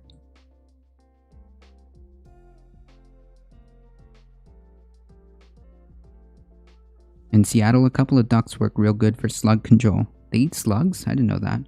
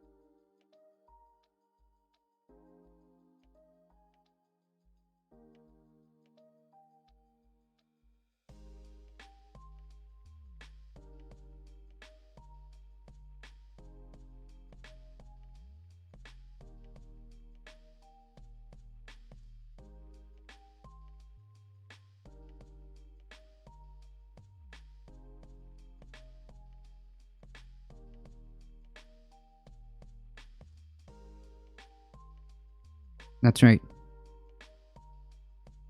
Ruminants and grazing systems occupy a large land area and historically cause LUCs and associated above below ground carbon release. Plant-based diets and grain-fed intensive livestock systems use less land and so cause less damage and land use change.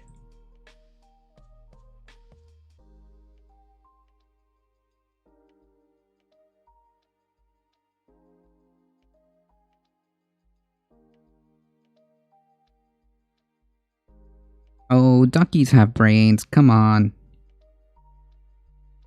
People should not eat slugs. There are some seriously dangerous viruses. True. You can put ducks with squash and eat squash rather than at least a certain type of duck will. True. Anthropocentrism is basically an umbrella term for the philosophy of human being residing at the center.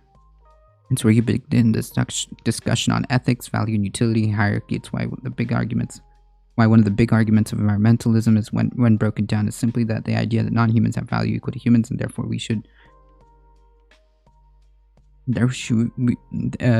non-humans have value equal to humans and therefore that interest should be considered when we act. Well, I do agree that their interest should be considered. I mean, regardless, even if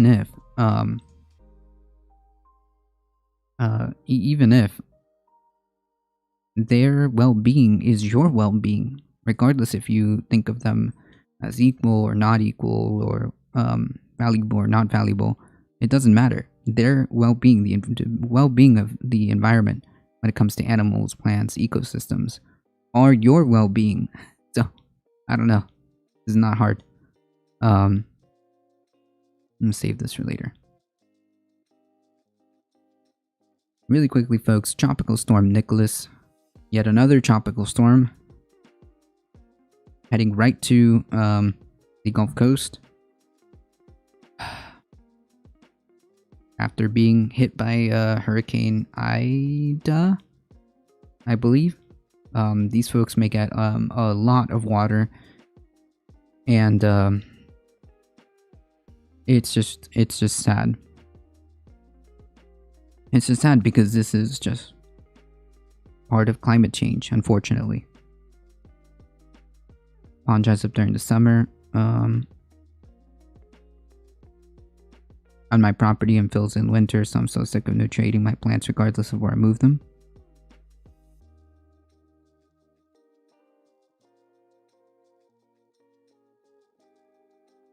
I was thinking of Turkey. Ah.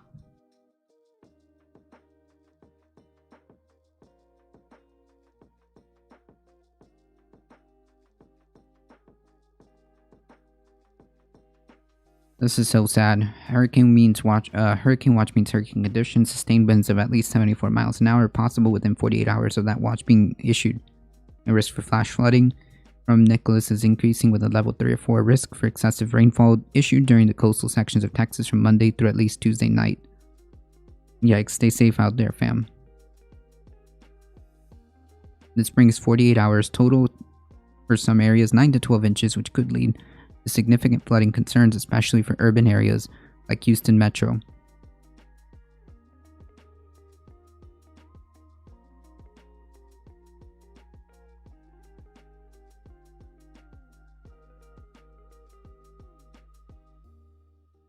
While it is unclear where the heaviest rain will fall, there will be locations that receive a storm total of at least 15 inches by the end of this week. Unbelievable. Absolutely no breaks from this, true.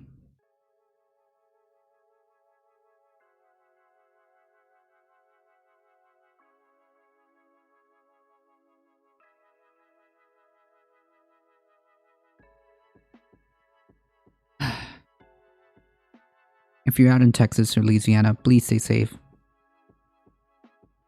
And heed any warnings. Is Ted Cruz and family safely out of the state yet? Probably. Well, that's GG, I guess. Yeah.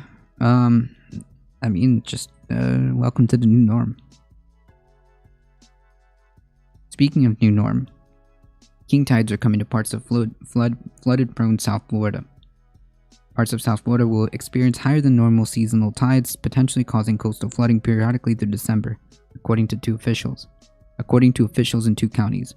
Monroe County and Miami-Dade County will both be affected by king tides, a term to describe an exceptionally higher than normal tidal cycles that occurred during a new moon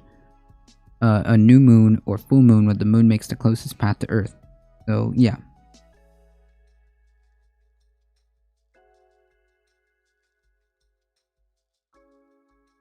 I had to keep my yard partially green because the hay truck's dropping hay and the excessive heat here. Yikes. Yikes.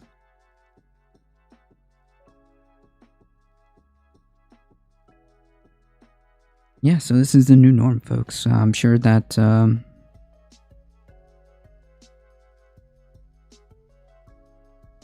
this is what we're going to expect going forward.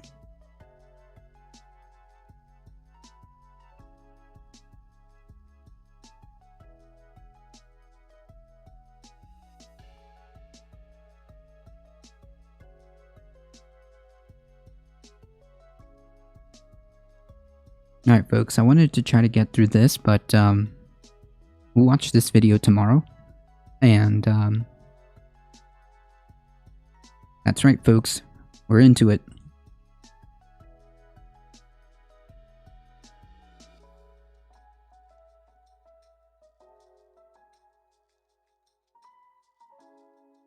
Page 92. Thousand yards there at the future where lack of coffee is the least of our worries. True, Kyle. How's it going, by the way? I'm pretty sure I said hi. IPCC, let's go. True. Man.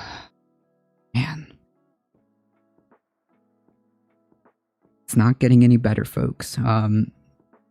It's not getting better. It's not getting any better. But we're going to try to get through this. Global land monsoon precipitation decreased from 1950s to 1980s, partly due to anthropogenic aerosols, but has increased since then in response to GHG forcing and large-scale multi-decadal variability, medium confidence.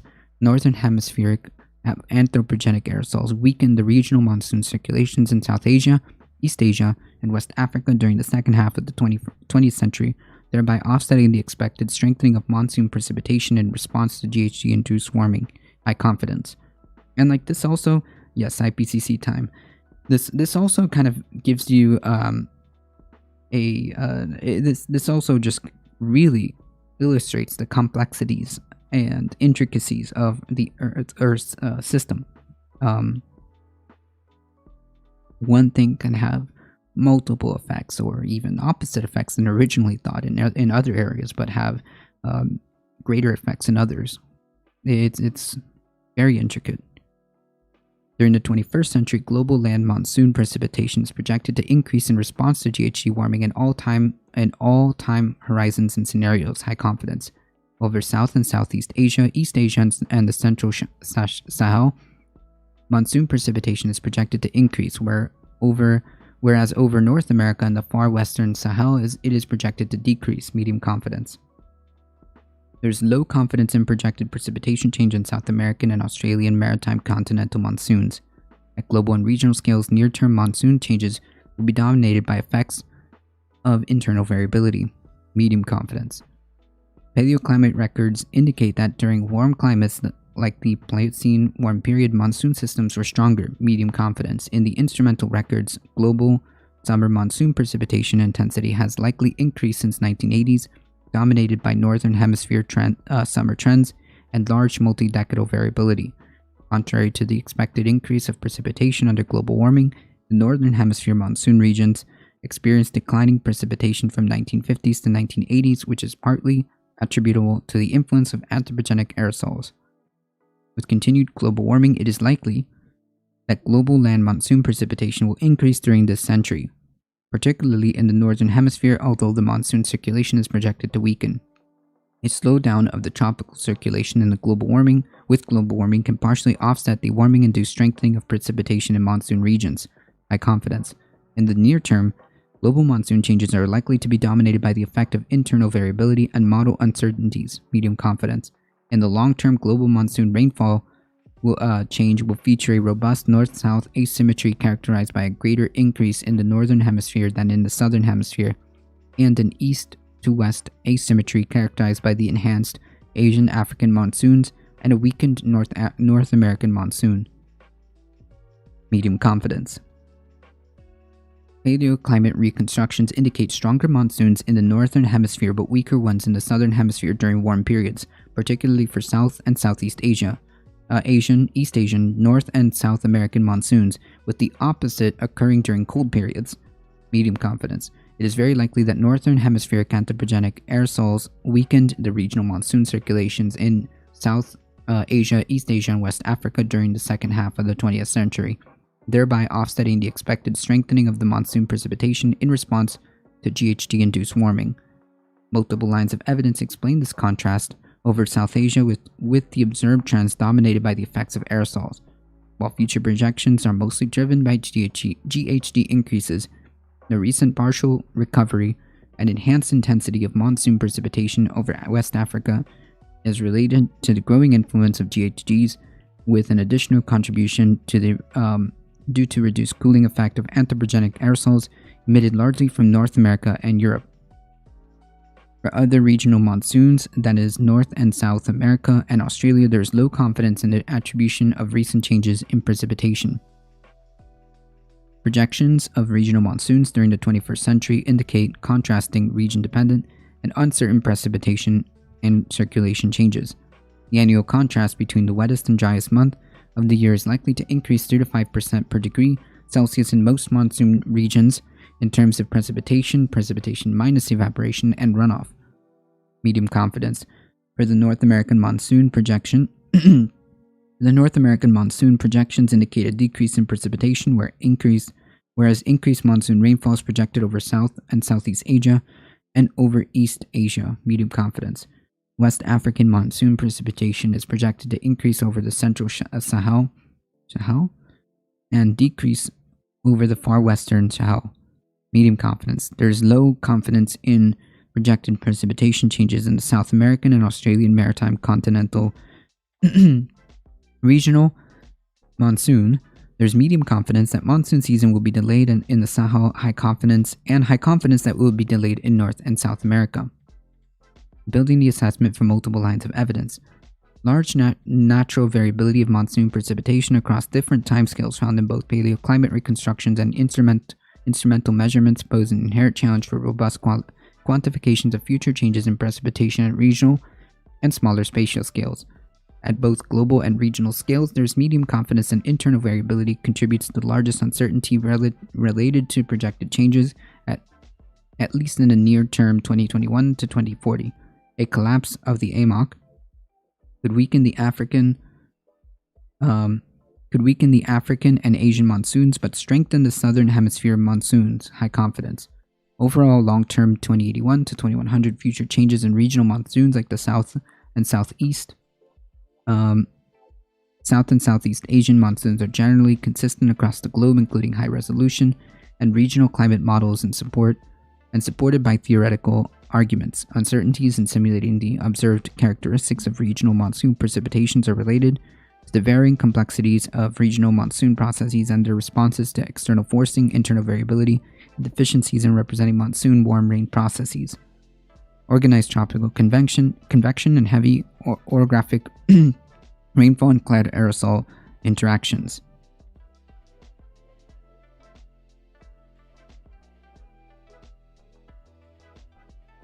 If I were you, I would be you. Hey. Yeah, even Greenland can get hurricanes now. Didn't we see Greenland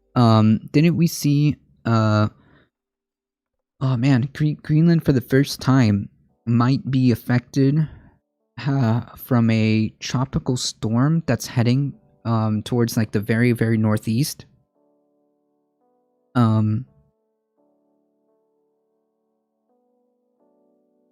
Yes, okay, thank you. Hurricane Larry. Okay, got it. So that's the one. It's just unbelievable. Unbelievable. As a final point, often people reduce the value of non-human utility when Peter Singer talks about the sentiment that sentient animals that have interest can experience pain or pleasure of intrinsic value. They have value. They have a value in and of it themselves that doesn't depend on the assigned value given by humans, of course. The value of a deer, for example, it is valuable purely because it is true. Therefore, we shouldn't abuse that value and treat it like any other valued life, human or other. I get that. Yeah.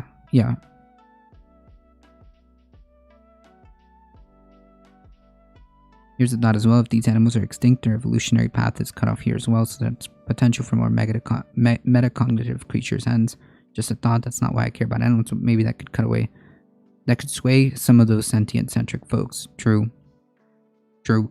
And it's like, I mean, like, regardless of how you feel, I mean, like, even if you don't feel this way, even if you think that animals are just animals, they're just all there are utility for humans or whatever, even if you just think that way, their success is our success. We need these plants, we need these animals, we need these ecosystems to be on par and balanced and well kept, and functioning as they are supposed to function, because it keeps us alive. Even if you don't care about any of these things, even if you don't care about the animals, you don't care about anything, it's your fate too. Their fate is your fate. So I mean, like, I'm just trying to say, like, no matter how you slice it, no matter what arguments you use, it all comes down to, like, we need to address this. There's just no way around it. Um, there's just no way around it. We need to address this. We need to take care of our ecosystems. We need to stop emitting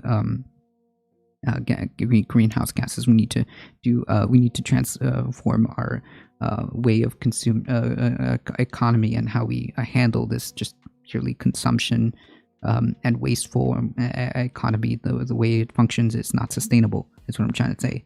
And transition to a plant-based diet would also effectively give us the space that we need to turn this not to turn the ship around, but to mitigate the worst ends of it. That you don't roll cool on the regular. True, I don't. Always fails when you play out the logical turn, because it always ends up at the point where people are asking why intelligence determines value, but a baby human with no intelligence is more valuable than a full-grown chimpanzee that can solve problems and puzzles. In the end, it's always dogmatic speciesism. That's a very, very interesting. I like that.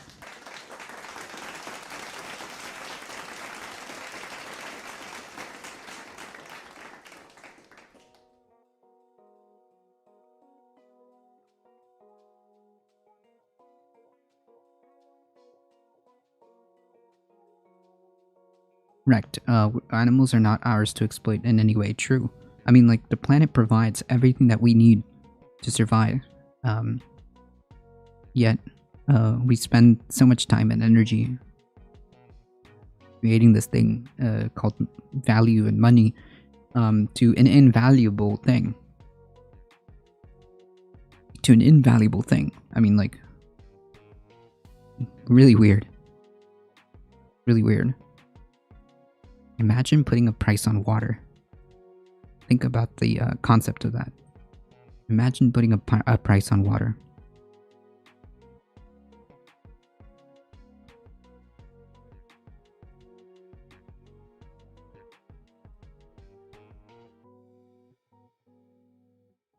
As an example, of course.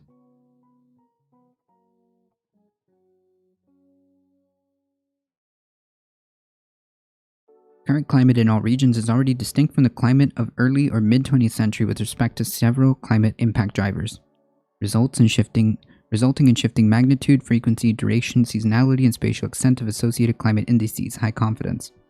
It is very likely that mean temperatures have increased in all land regions and will continue to increase at rates greater than the global average, high confidence. The frequency of heat and cold extremes have increased and decreased respectively. These changes are attributed to human influence in almost all regions, medium to high confidence, and will continue throughout the 21st century, high confidence. In particular, extreme heat would exceed critical thresholds for health, agriculture, and other sectors are more frequently by the mid-21st century, with 2 degrees Celsius of warming, high confidence. Relative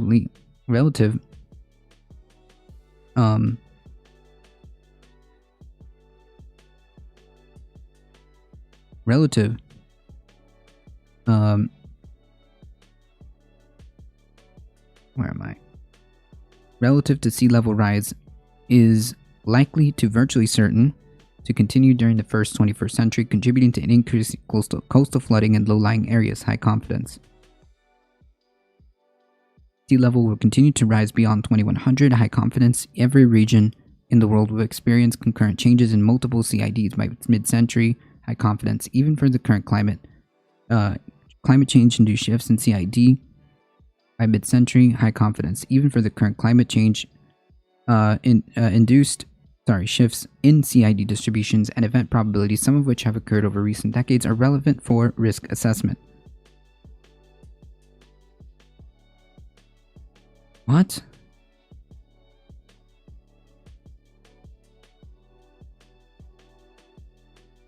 Oh. Nightbot. Nightbot's awfully silent today. What's going on, Nightbot? You okay?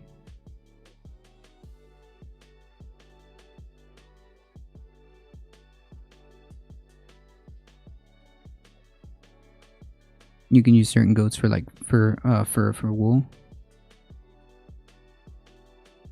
I thought about my next pet to get, like a goat and 1 sheep. The goat for milk and lawnmower, the sheep for wool, and also a lawnmower. It just makes me sad how many mice get tortured for stupid experiments. True.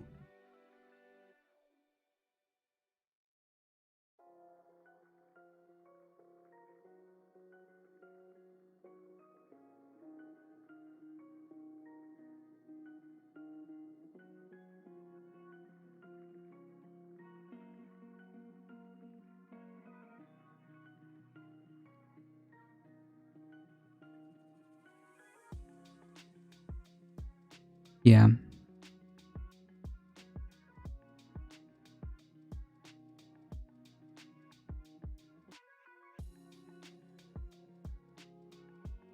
I've seen enough videos on that memo of how they test, well, I don't know if they do this as often anymore, because of all the publicity and stuff like that, but, the testing on, like shampoos and, different cosmetic products, soaps, and whatnot, among other things, just to give examples. I've seen some of those videos. That's enough to, that's enough to, really rattle somebody.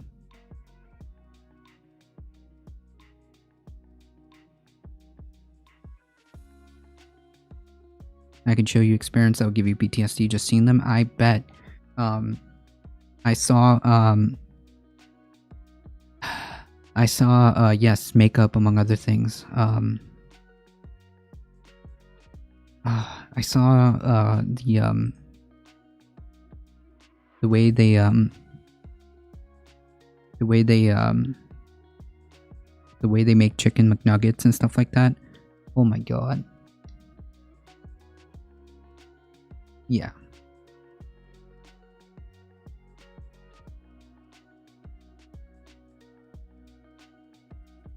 That was enough for me.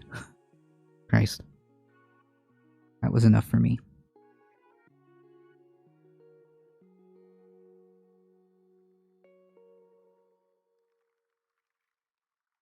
That's right, and in between experiments, they're locked in a 2-foot cage 24/7. Yeah, it really, like, unironically, I probably couldn't watch, well,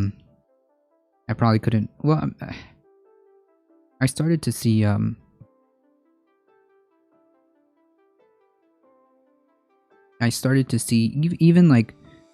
the, Seaspiracy from,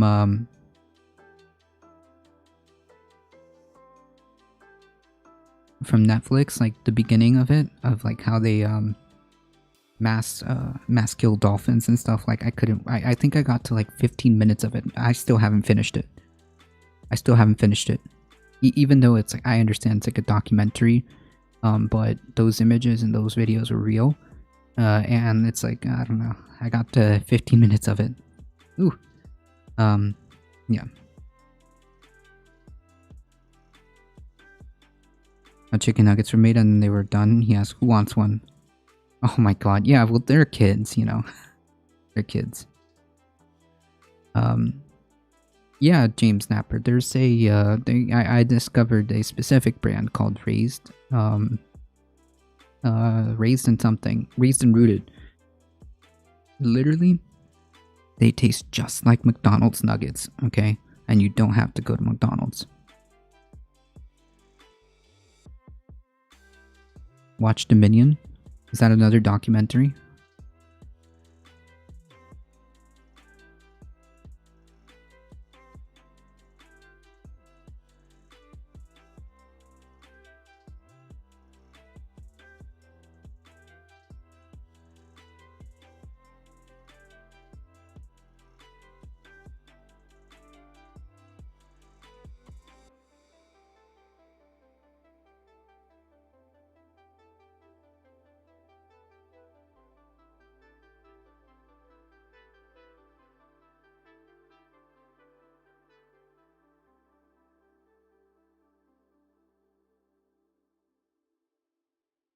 Oh yeah, no, just for the sake of TOS.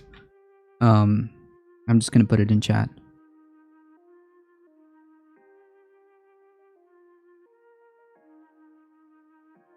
Vegan propaganda. Oh, this is an entire huh.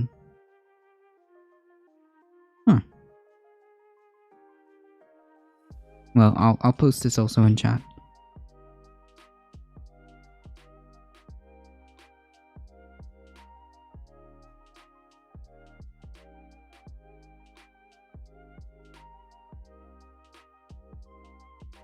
Yeah, I've bookmarked a couple of things already.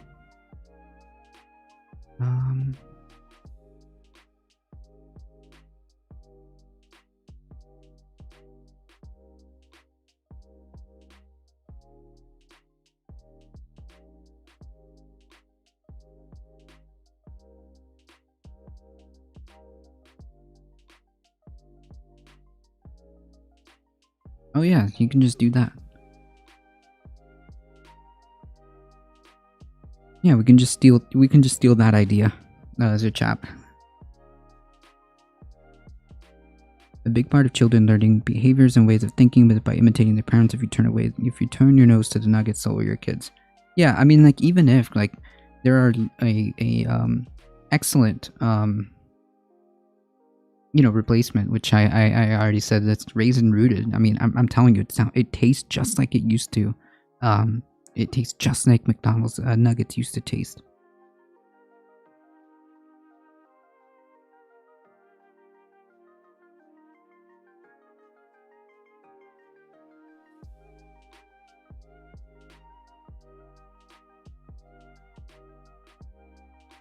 An overview of changes in regional CIDs introduced in this table is given in this TS5 table, which summarizes multiple lines of evidence of regional climate change derived from the observed trends, attributions, and future projections. The level of confidence and the amplitude of the projected direction change in CIDs at a given time horizon depends on climate change mitigation efforts over the 21st century.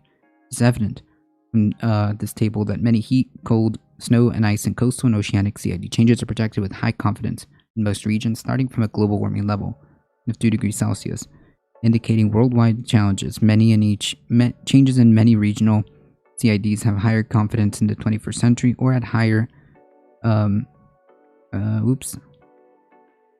a higher confidence later in 21st century or at a high GWL. And another small subset are projected with high confidence for that 1.5 degrees Celsius global warming levels. This section focuses on the 2 degrees Celsius global warming level and mid-century time period because the signal emerges from natural variability for a wider range of CIDs at this higher warming level. This figure shows the geographical locations of regions belonging to one of these 5 groups characterized by a specific combination of changing climate impact drivers. Did we reach all the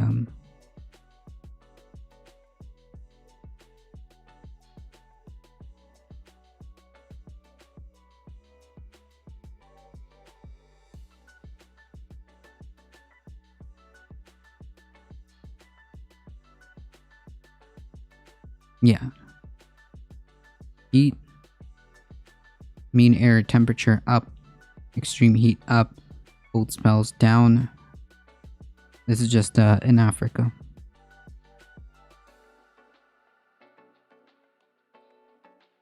Aridity, yikes, up.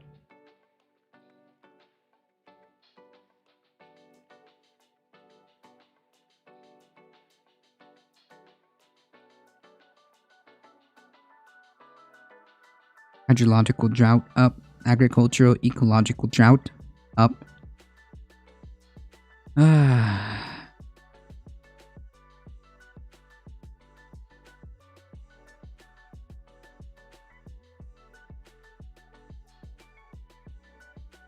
I think it depends, Sir Yuki, yeah?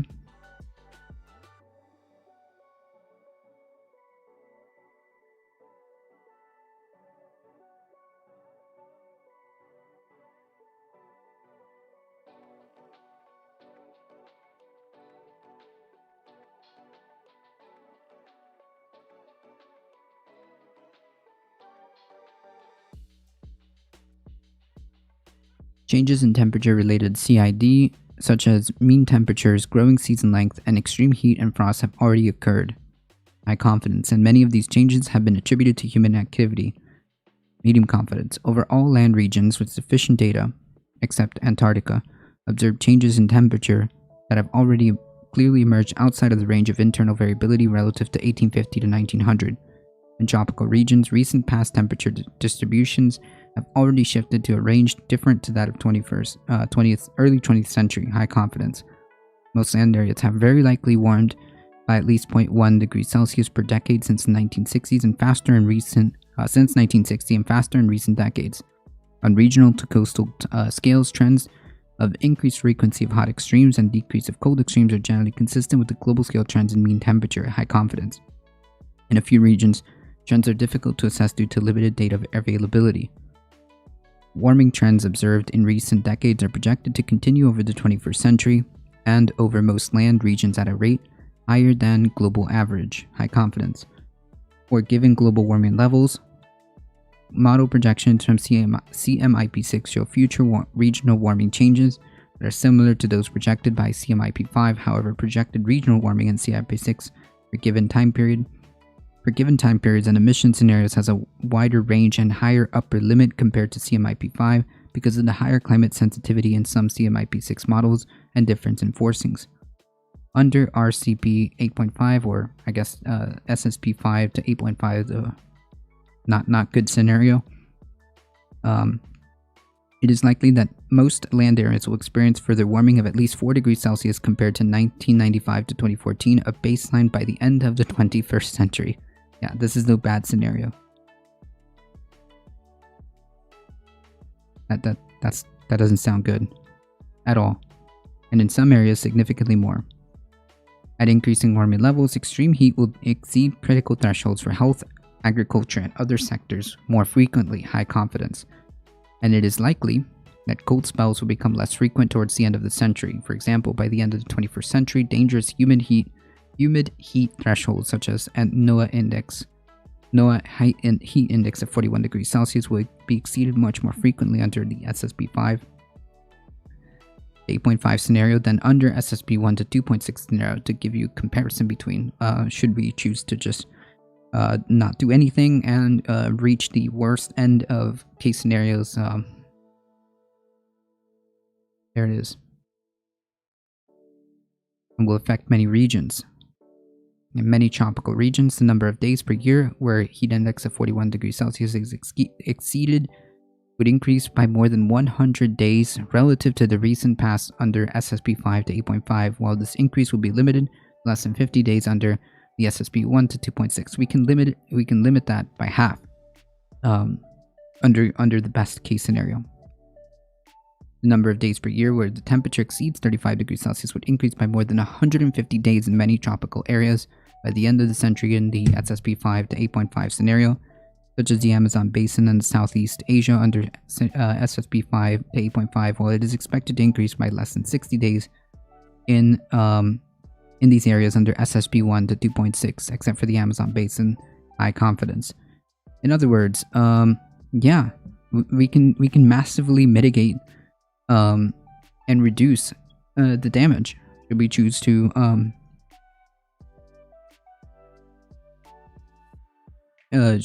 to do what we need to do. Yeah, 4 degrees Celsius is like 7 degrees Fahrenheit. I don't see a point in me besides not being a fan of nuggets. Well, I mean, on the nugget discourse, I'm a pretty big nugget fanatic. Alright? I'm a pretty big nugget fanatic, and I have discovered the ultimate nugget that I am comfortable eating. I don't think we're gonna have winter for much longer. Well, I mean, it seems like if things continue, that might be the case.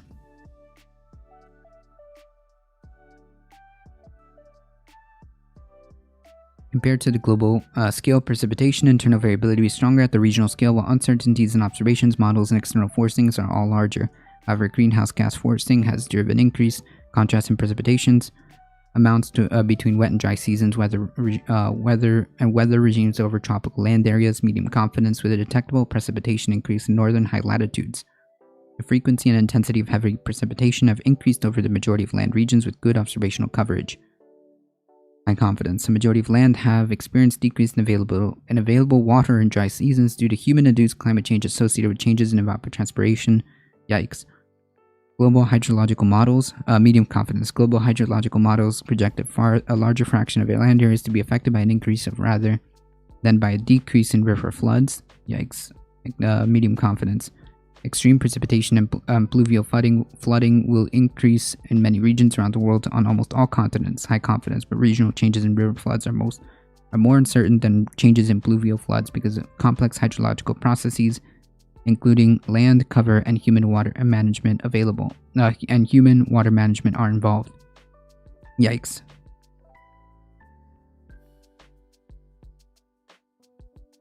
Alright folks, I love nuggies, but I won't go my way to make them. I did look up a recipe and we try them like a big batch of curry for the week and be good with that. Nice. Alright folks, it is 11:28. I do have to get going.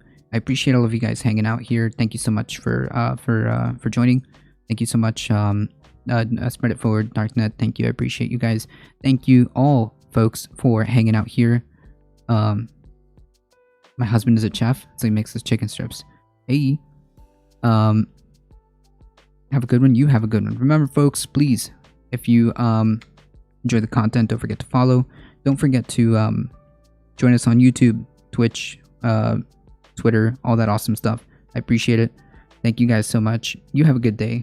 As always, please stay safe. Please take care of each other. I love y'all, and I hope to see you guys in the next one. See ya!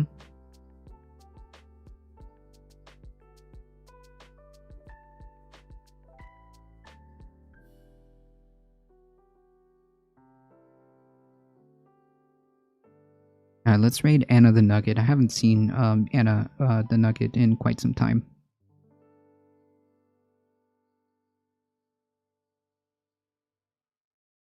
Alright folks, we're heading out in 5, 4, 3, 2, 1. Here we go. Speaking of, yeah.